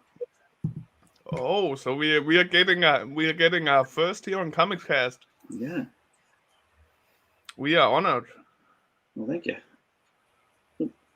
Yeah, I'm the one that's honored to be able to do it on Comics Cast. Well, we can be honored to hold hands and be honored together then. Let's tiptoe through the wilderness together. You can hold my left hand. I can hold your right hand. Ambidextrous. See, now I'm getting a little. Why didn't you light that up at first? Because then we could have seen all your work better. I didn't want the light to interfere with the. Of course. But maybe I should have. You're right. It makes sense. It's just, it's been a little hard to see your pencils. No. Okay, I'm sorry. No, it's okay. Then there's more to look forward to after all. The Owl's pencils is always easy to see. What are you talking about? All my messy lines? You can see all the messy lines. That's what he's trying to say. All of his squiggle lines. Yes, all his squiggly lines. That he somehow manages to put together to look like something good. Somehow manages. I try, but occasionally actually more often than not I fail. Stop that! I mean, you're the one who's gotten to draw. To draw a cover for Offspring. Yeah, we'll get to that. I was just about to segue into that. Yeah. Volume 4 with issues 11, 12, and 13 has a great cover done by our own Gerald, and it looks amazing. And we're going to show it off. I would assume we're going to show it off before the end of this. If you don't, I will. Maybe. It depends on if Rick lets me, because Oh, I'm going to show it off, even if you didn't want me to.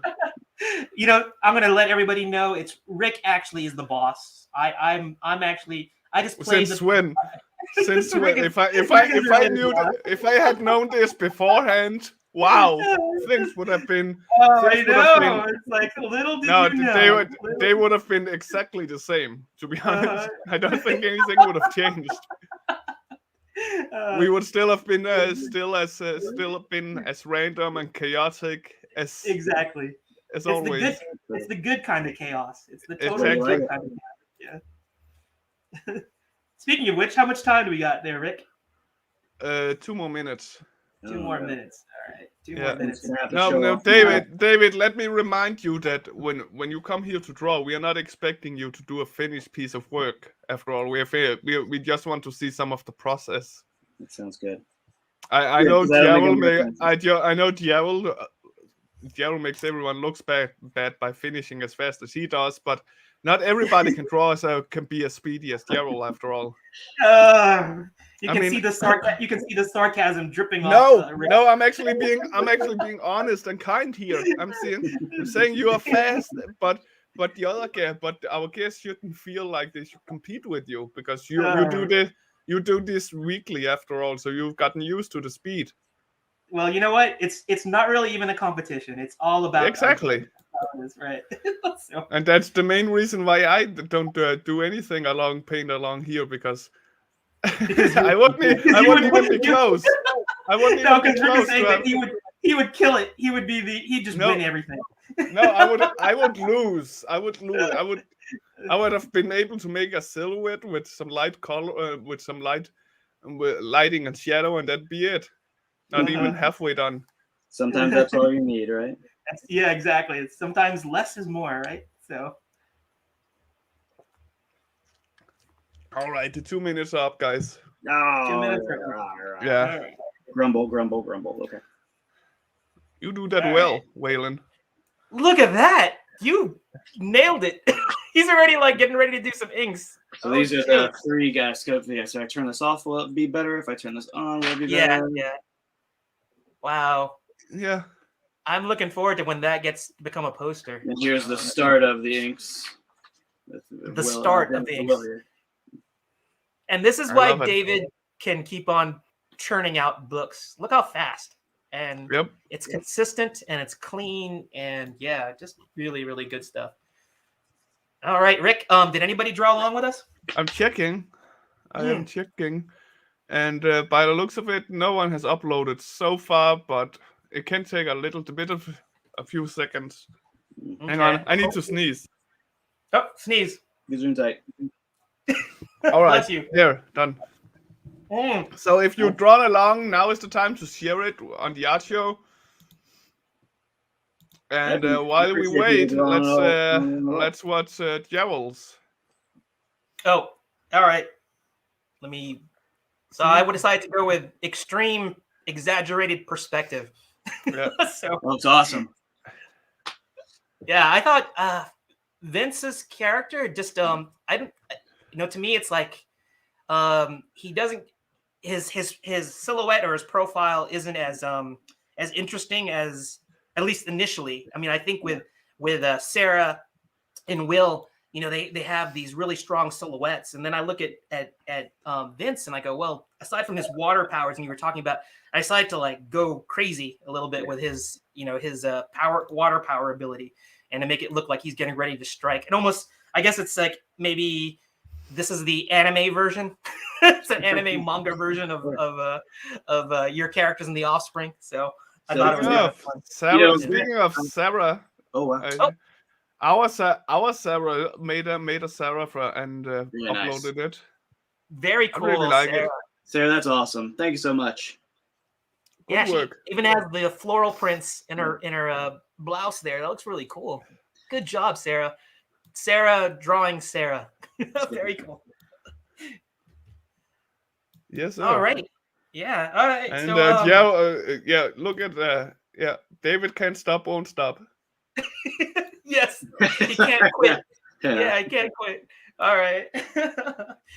All right. So let's these were great drawing challenges, and I hope everybody got to get a little bit of an insight into the Offspring, and of course the Sock Hop Killer, and of course everybody's favorite Hanna-Barbera Masters of the Universe stuff. Oh, did we get somebody One else? more second. Yeah, we got one more. Oh, I just jumped in. Let me just hang on. I'm doing it as fast as I can. And this is from Marius Rianico here. Oh, he did all 3. Oh Awesome. my god. That looks killer. That's amazing. I also loved how even though how fast this was done, how easily you can tell them apart. How much character he gave each one of them. It's really good stuff. You caught him, man. That's really good. I love it. It's like the a more realistic approach to drawing the Offspring characters. I love it. Yeah. Awesome. Very, very cool. This is from Marius. Is that what you said? Yeah. Yeah. Well, that's pretty slow for fast. Okay. Okay, Roy. Okay, Roy. All right, so I just want to. I'll leave the door will still be open if anybody is still working on any of the live drawing challenges. Just let Rick know in the chat, and he'll pull that up, and we'll be happy to show that. But let's move back to like talking to where are my notes here? I want to talk about this because Rick sort of jumped the gun, but jumped the gun in a good way. It's okay. It's okay because I'm gonna look at it as like Rick was just planting the seeds. It was foreshadowing to this part of the show, because this is where I want to talk to David. I want David and I talked about this yesterday, but I want to share this with our audience in terms of what he's doing as an indie creator. So you've heard about his one-shot theory. In terms of like putting out these one-shots. You've seen that he's very consistent, and he's working on his 18th issue of The Offspring. And I just want to say, like, not that crowdfunding is a bad thing. In fact, it's a very great vehicle for getting independent creator creations out there and helping fans support these creators. And I just think that is a great model. But in David's case, the crowdfunding model wouldn't work for him. I mean, like, he could definitely do it. Let me rephrase that. He could definitely do the crowdfunding route and get stuff out there, but he is so prolific. He is so geared at putting out content so fast that the crowdfunding mechanism couldn't keep up with him. Let's pose a scenario. Most crowdfunders, at least the ones that I'm familiar with, I think I can only think of one where we had a guest who was experimenting with doing a crowdfunding that was only like 2 weeks long. And it was and then they were able to, they had the product ready to go. So they wanted to try and beat the whole crowdfunding limitation, because crowdfunding basically is you can't go to another crowdfunder. You can't launch another crowdfunding if you don't fulfill your prior crowdfunding. So let me pose something for David. So David, this is something that we talked about yesterday. He put out 6 books in 2021. The 7th one, which might be ready right around Christmas. And he also has 2 trade paperbacks that he collected that are of past issues. So here we are, we're talking about 9. So he had 9 books that he was ready, that he put out in 2021. And the way that the crowdfunding model works, if you use the typical 1 month to crowdfund, you to get your campaign out there, and then let's say there's a 1 month to fulfill. That's 2 months. At the most, if you are doing things back to back to back to back, you can get maybe 6. Mm-hmm. David doesn't fit in that model. And that's why Correct Handed Comics, what he's doing with that is he has his own imprint. He uses Comixology. He uses Amazon. He uses his own web store. He's on his personal website to do his distribution. And he could use crowdfunding, but he doesn't have to because he can put out as much content. Yeah. Yeah. And I think maybe it would be too easy because maybe if he ever did it, bam, maybe fund it in like, hours. You might have talked me into it. And I think, yeah. And you know what? Maybe you might want to do it just for the heck of it, just to see what it's like. But I really think that, with what David is doing, crowdfunding doesn't fit his model. It doesn't fit Correct Handed Comics. And not that that's a bad thing, but it shows that there are other ways for independent creators to get their stuff out there. And, who knows? Maybe if you're an independent creator, maybe you want to publish under Correct Handed Comics. I don't know. Maybe that's a thought. I don't know. I just wanted to put that out. You have to be left-handed, though. No handed discrimination there. No hand. We're not going to do it there. But speaking of that, David, do you want to talk a little bit about? I mean, these were conscientious decisions, right? I mean, what you're doing. Yeah, you want to talk a little bit about that? Yeah, as when I first started this, my goal was to just start getting content out, getting out of my own head, go into that place where I knew I was putting out books that I really liked. As an artist, you guys know, as an artist, you're your own worst critic. So to be able to get out of that headspace of, I'm going to have to work on this panel for 8 years to be able to have it be the most perfect panel that's ever been paneled in the history of panels. To get out of that headspace was is probably, I would bet any artist's first major hurdle that they have to get past. So really what I wanted to do when I started this was to just see if I could get books out in a timely manner that I was happy with, that I knew that I had put everything into it that I could do, that told the story and told it well. You can always go, any artist can always look back and go, oh, I should have done that, or oh, I wish I did that, or oh, I wish I did this better, or whatever it is. But looking backwards is not going to help you move forwards. So really my goal when I first started was to just start telling the story that I wanted to tell. And being a one-man band, I did have some people come in, help with coloring in certain areas, because I wanted to see how it would help speed up the process, or in some cases slow down the process.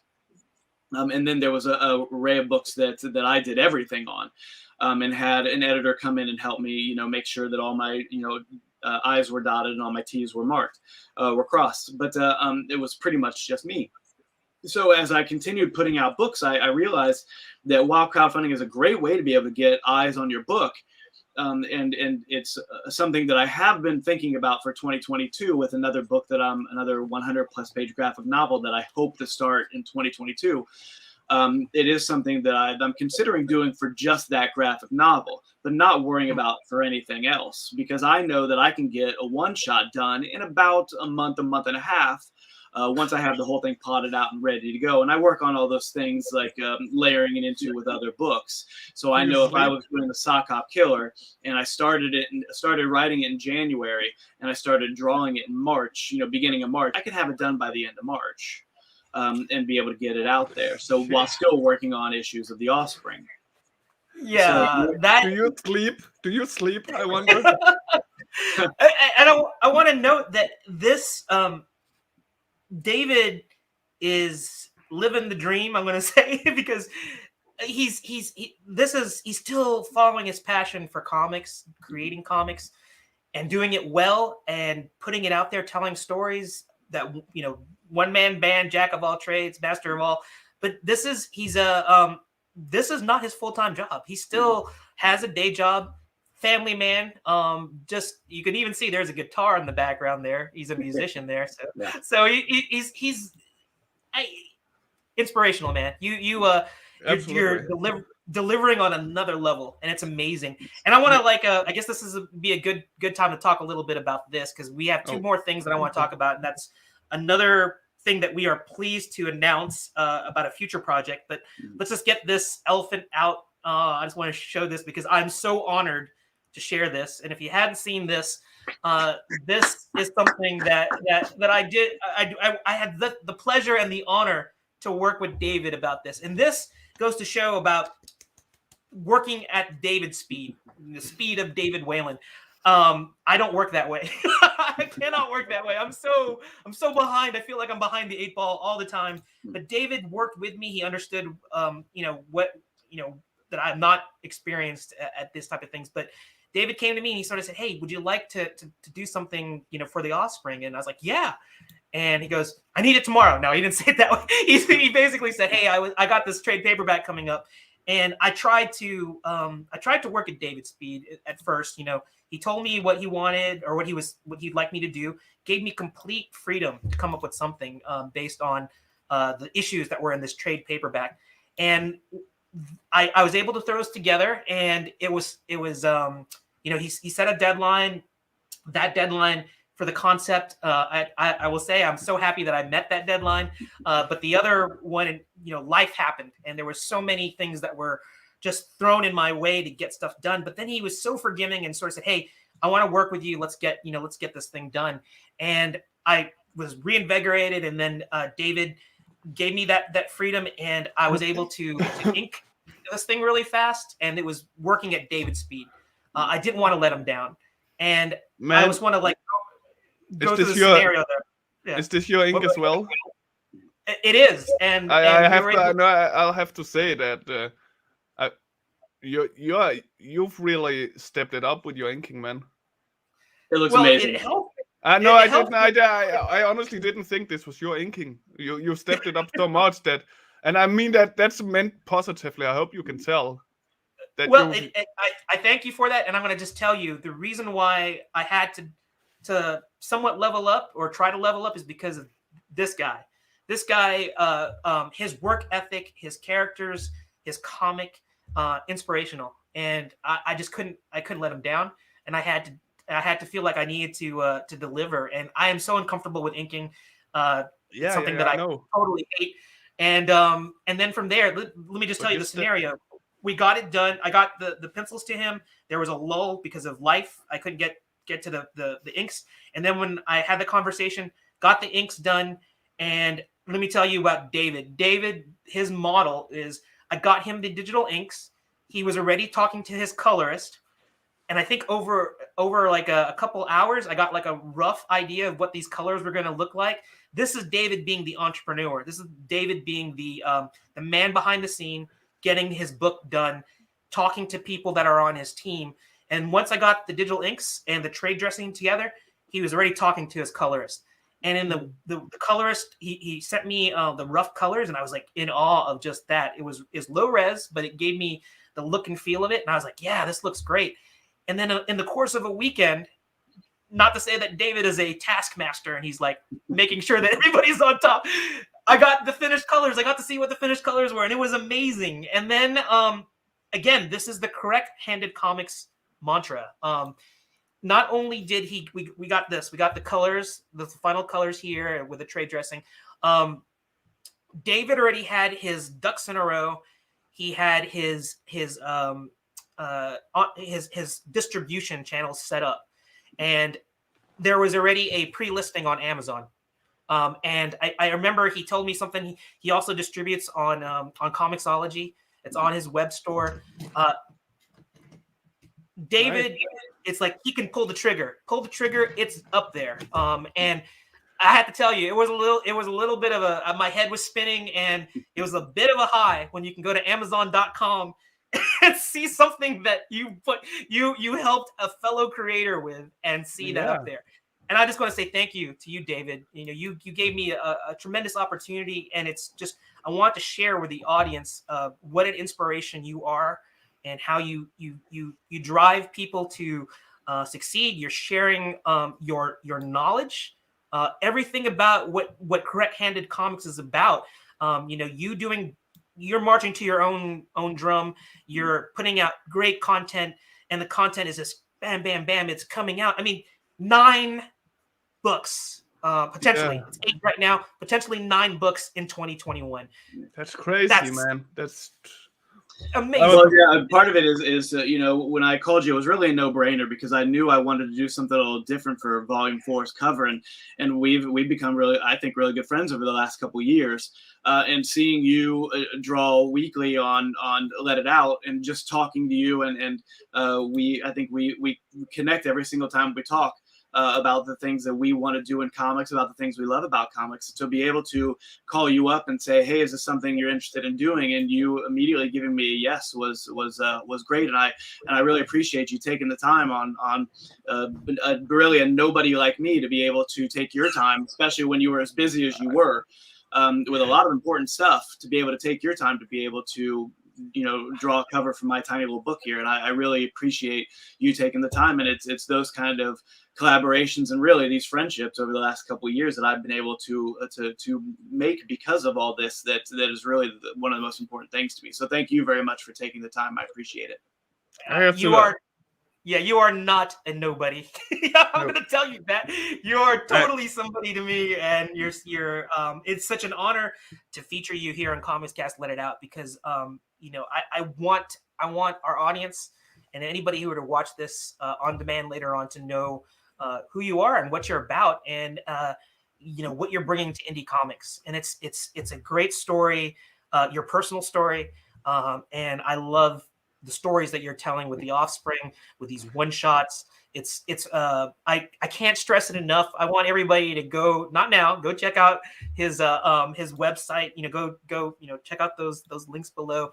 Like, subscribe, follow, so you can see what he's doing. Read the collected trades. If you don't want to get the individual issues, maybe get the individual issues and get the trades. Get them all.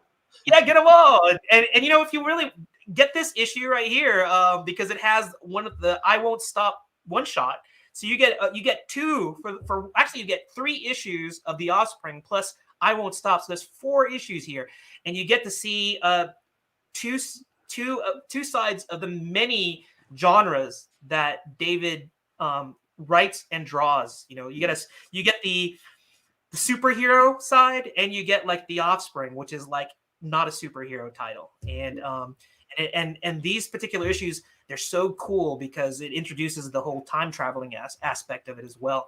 So, you know, I can't stress how awesome that David's mind works.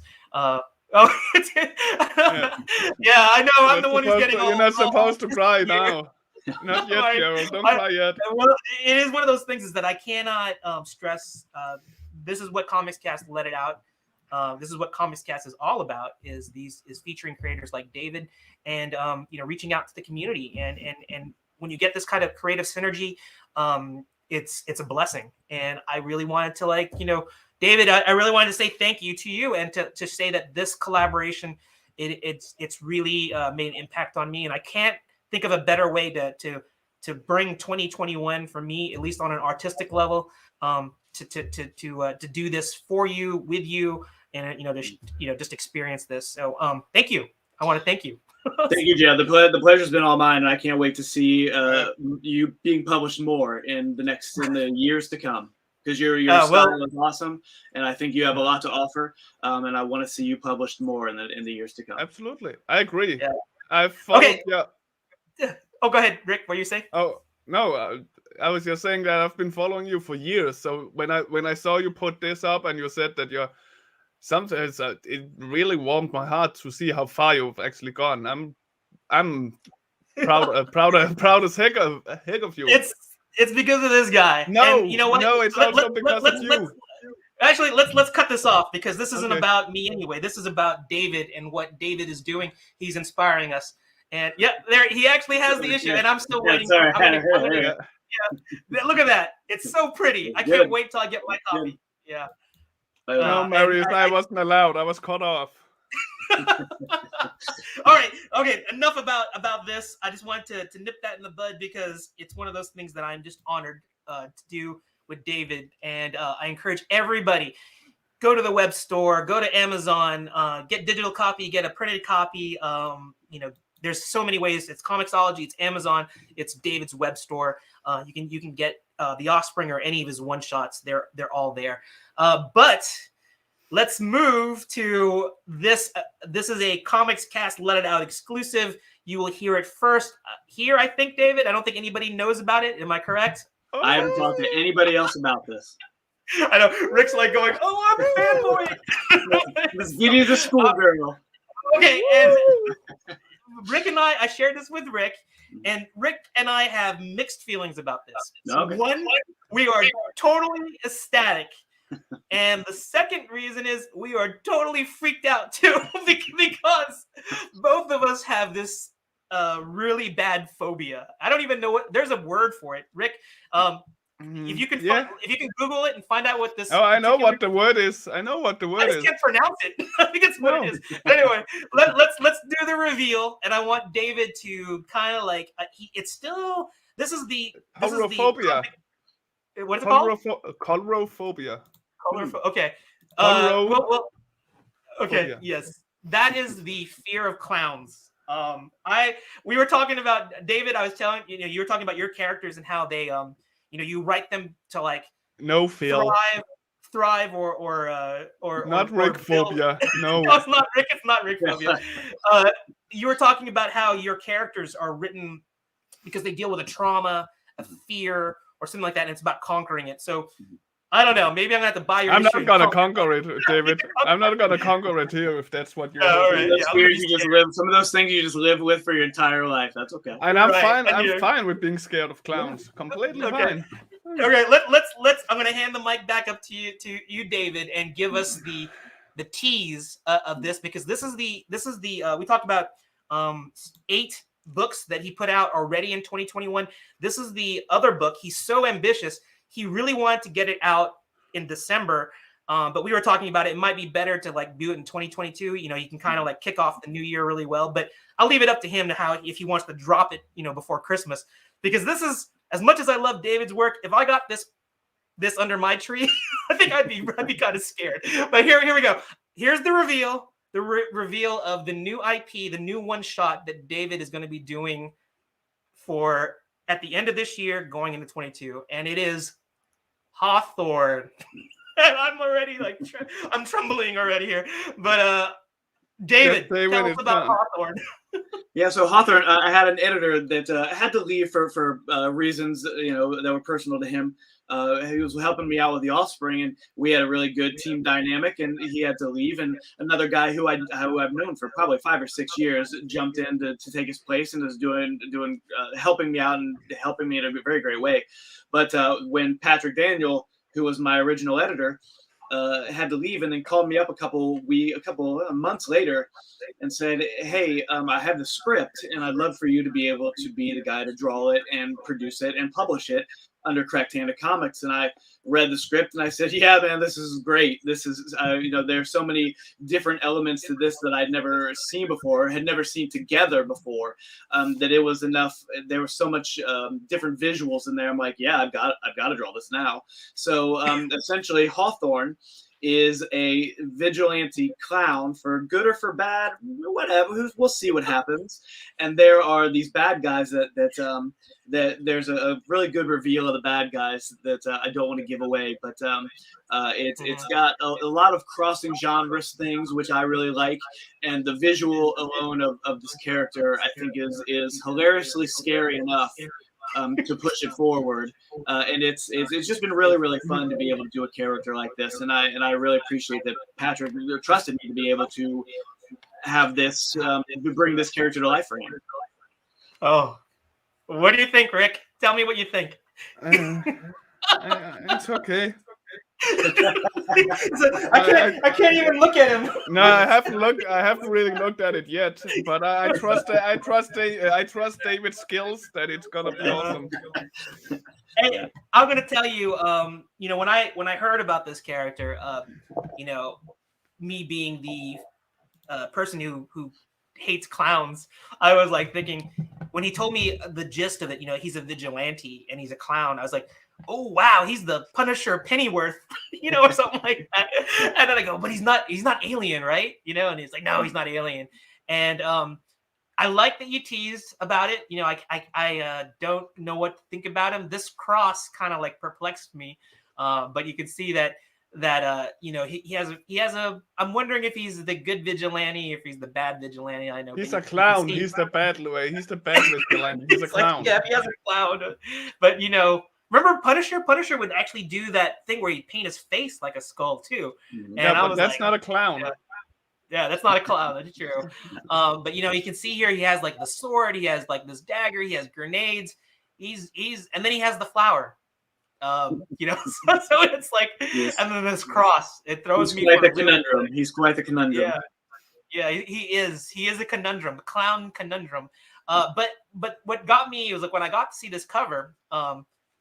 I think this would be like if Rick wrote this, it would be, it's not just Hawthorne, it's Hawthorne, the red nose of justice. That sounds like something that Rick would definitely come up with too. Red nose of justice. Yeah, for the record, that tagline is not official. That was it. We're playing with different taglines for it. I think we have a few ideas, but that one's not official yet. We'll see what happens. Okay, not official.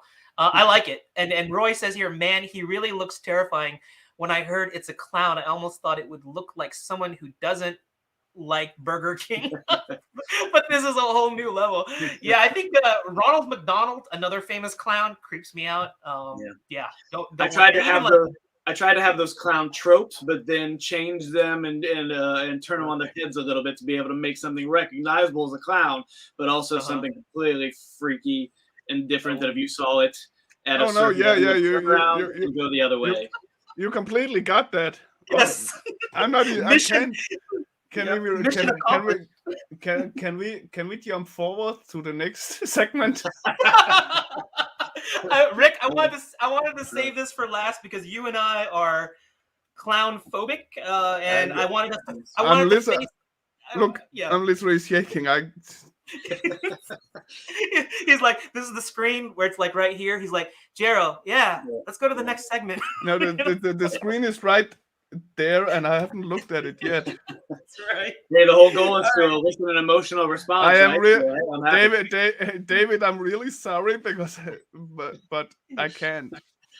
Man, I get it.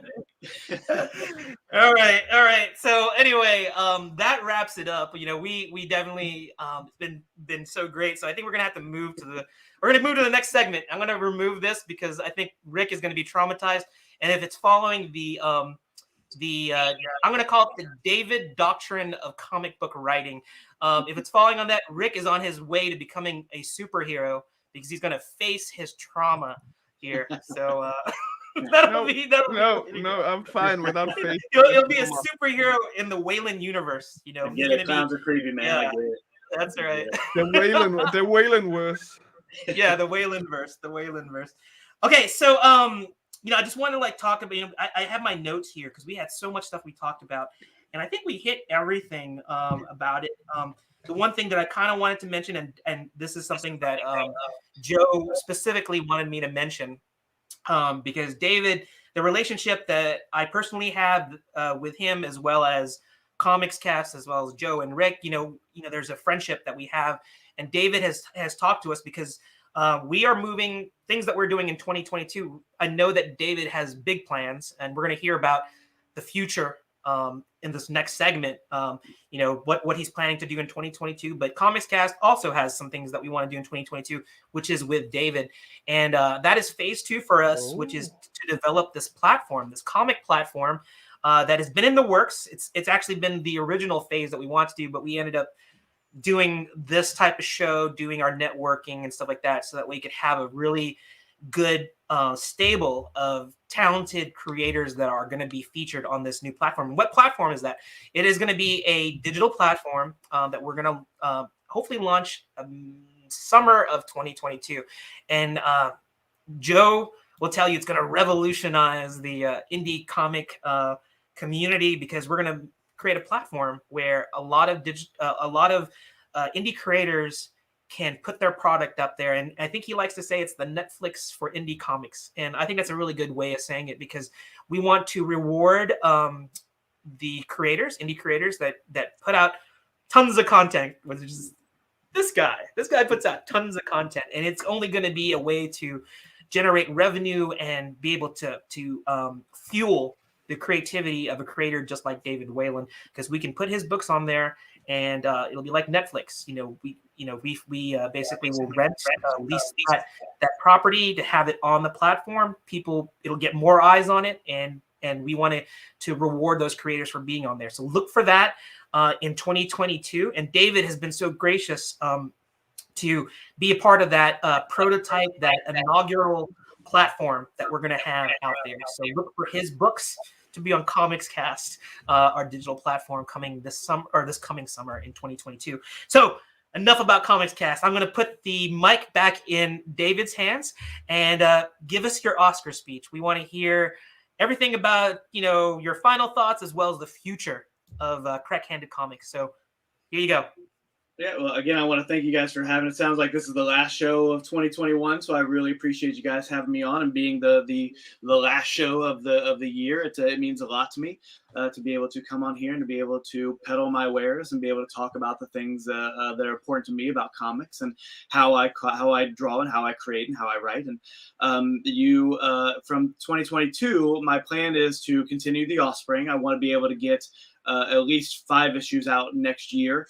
And with probably 1 or 2 more one-shots, which I already have planned, written, just a matter of finding the time to be able to draw them.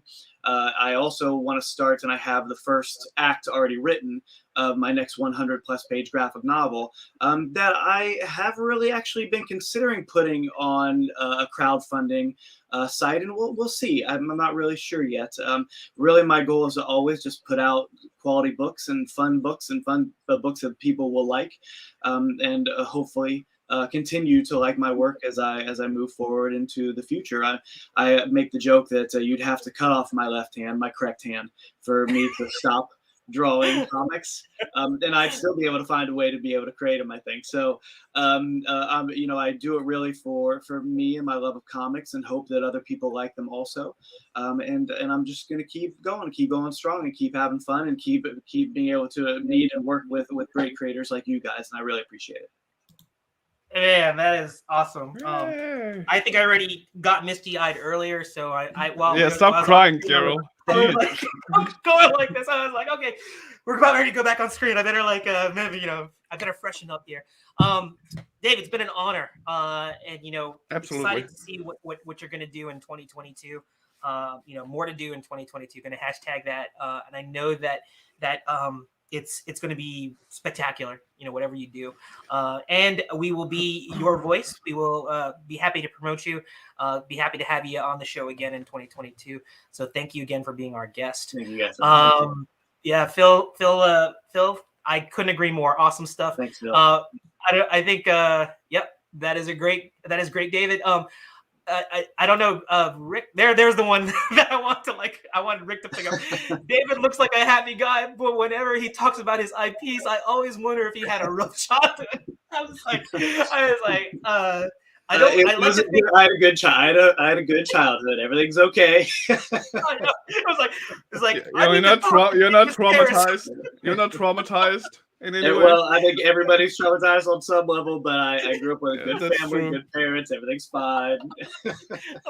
Okay. Well, we all draw inspiration from things, and I'm happy to report that he's not writing from life. So but I definitely want everybody to check out his books. The links are here below. I've also been dropping them in the chat. So scroll up if you don't see them. They are there. Thanks so much, Rick. And just like we do with just like we do with all of our shows, we end with this. And let me pull up the screen. So let me add that to stream, and here we go. Oh shoot, our banner has been deleted. Rick, do you mind creating a new banner for Golden Fight? I don't know why it's not there. Why did that? Anyway, I want everybody, while he's doing that. I can't even remember. Is it .com? It's .org. Okay. Yeah, goldinfight.org. And continue. I got it. So like we do with all of our we end all of our shows. This is a bit of a tradition here at Let It Out, is we like to promote our charity partner. We have no financial ties to them, and it's goldenfight.org. They're an organization that I will say is big enough and small enough at the same time. Small enough in the sense that they are not nationwide. They have a very tight geographic area, which allows them to impact that area much more effectively. And that area is like my neck of the woods. It's the Mid-Atlantic region of the United States. And so Golden Fight, why they are huge. They are huge in this respect. Their whole mission is to help families who have kids that are dealing with difficult diseases like cancer. When that happens, the family has to rally and focus on the healing of their child. And when that happens, inevitably they will have financial difficulties. And that's where Golden Fight comes in. Golden Fight raises money to support those families when they are going through these trials. And I was thinking that it was like 98, 97%, that the money they would raise, but it's not even that. It's 100%. So even that nominal amount that I thought that they had to use just to take care of administrative things, it's not even that. It's 100%. So 100% of the money that they raise goes to these families. That's huge. That's amazing. And a lot of the leadership, which I've got to know through the leadership here at Comics Cast. They're friends with Joe Tolliver, and they were able to share with me their story, and it's amazing. They do this voluntarily. They do this out of the kindness of their hearts, and it's amazing to be partners with them because that is such a great thing. So if you want to check out a super duper awesome charity, goldenfight.org, I encourage you to check it out. And if you want to donate to somebody, this is a class organization that I would encourage you to check out. So let me get rid of this real quick and go back to this screen right here. And I want to pop this up one last time. This is how you can follow David Whalen. How you can get his books. Rick has put it into the chat area as well. Now you can go. After we end this broadcast, now you can go. You could support David. I want to wish David a Merry Christmas. Rick, Merry Christmas to you. Yep. We have one final announcement, and I just got over being misty-eyed earlier, and now I'm gonna have to. The Tear Factory is gonna. Oh, you're not gonna celebrate? I thought this was no, I'm not gonna celebration celebrate. and not. Oh no. Oh, maybe I'll go dancing Offspring, but let me just say that, unfortunately, today is Rick's last appearance on Let It Out. Oh, so I want everybody to go into the comment field and wish Rick well. But before you guys all start celebrating, I just want to let you know that Rick is not leaving Comics Cast. He's leaving Let It Out. Yeah. He's just going to be focusing his energies on another show. That show, you probably heard about it. It's going to be Art Tricks with Rick and Vic, and Vic being Vic Medina. He was a guest maybe about a month ago on Let It Out, a little bit more or less from there. He's become a really great friend and tremendously talented, and we're so happy to say that he's going to be a part of the Comics Cast crew, and we're going to talk a little bit more about that show. We're going to try and do a year in review show next Sunday or the Sunday after, and we will talk more about that particular venture that Rick is going to be doing. So I'm going to hand the mic back to Rick and let him talk a little bit about his experiences here on Let It Out. He hasn't killed me yet, so I think that we're still really good. I've tried, but no. Yeah, he's tried. But Rick, tell us about your experience. Yeah. Well, I've loved being here, of course. Yeah, it's the Wick and Wick show now, apparently, not the Rick and Wick show. Wick and Wick. I loved being here with Let It Out, meeting a lot of great people. Also meeting David, a semi good person. I've all of the people that's been following, like Sarah, like Roy. I mean, without Comics Cast, I wouldn't have gotten these people around me and really gotten more into the comic book world. So I'm happy for what it's been, but I just felt like I needed something new, needed to do something more old. No. I didn't need to do you. That's not what I meant, Gerald. I know. Go ahead. Yeah. I'm expanding the scope, trying different things that I've been wanting to do, and now with Wick, I see the opportunity, and sometimes that also means I have to let go of other things, and that sadly means Let It Out live. I'll still be around though. Yeah. Like I said, misty-eyed. We're gonna miss Rick, and I'm sure that Rick will pop up here and there. No, Roy, you two, you were the exception. Sorry. No. Yeah, so we will. I'm sure that Rick will find his way into a Let It Out show in 2022. If not on the actual show, he'll probably be in the comments fields stirring up trouble. Hee-hawing and joking and interacting with our audience, and maybe I can even convince him to maybe VJ a little bit there in the background, because he's a master at popping up comments, and maybe he'll be the guy that tells me, Gerald, I can still see your pencil moving. You should stop. You should stop drawing. He'll be there to keep me legit when I'm doing shows. But yeah, Rick, it's been a great run. Enjoyed you being my co-host. I know that you and I, we make sure that we're both accountable, right? Mm-hmm. We're accountable for what we do and keeping it all about the guests. And it's been some really great. With that being said, David has fallen asleep. Oh, he is awake. I'm still here. I'm still with you. Yeah. This is all about it. I wanted to give Rick his proper. But for the record, Rick, I've enjoyed your antics as well. I'm happy. That's why I'm here. I'm a master of antics. Perfect. Yes, master of antics. Okay, and I think we've talked a little bit. We'll talk more about that at the year-end show. Stay tuned for details about that. But today, let's bring it right back to David. Make sure you note the little scrolling ticker. It is in the comments field. I would think that correct-handed comics books are good Christmas gifts. Absolutely. Just keep them in context, though. It's not meant to like traumatize anybody, but they're great, talented books. I'm sure there's a little bit of Christmas spirit in there as well. But yeah, support indie creators, support David Whalen, support Correct Handed Comics. So that being said, Rick, take us out. We will see you. Stay tuned for our year end in review show. So see you later.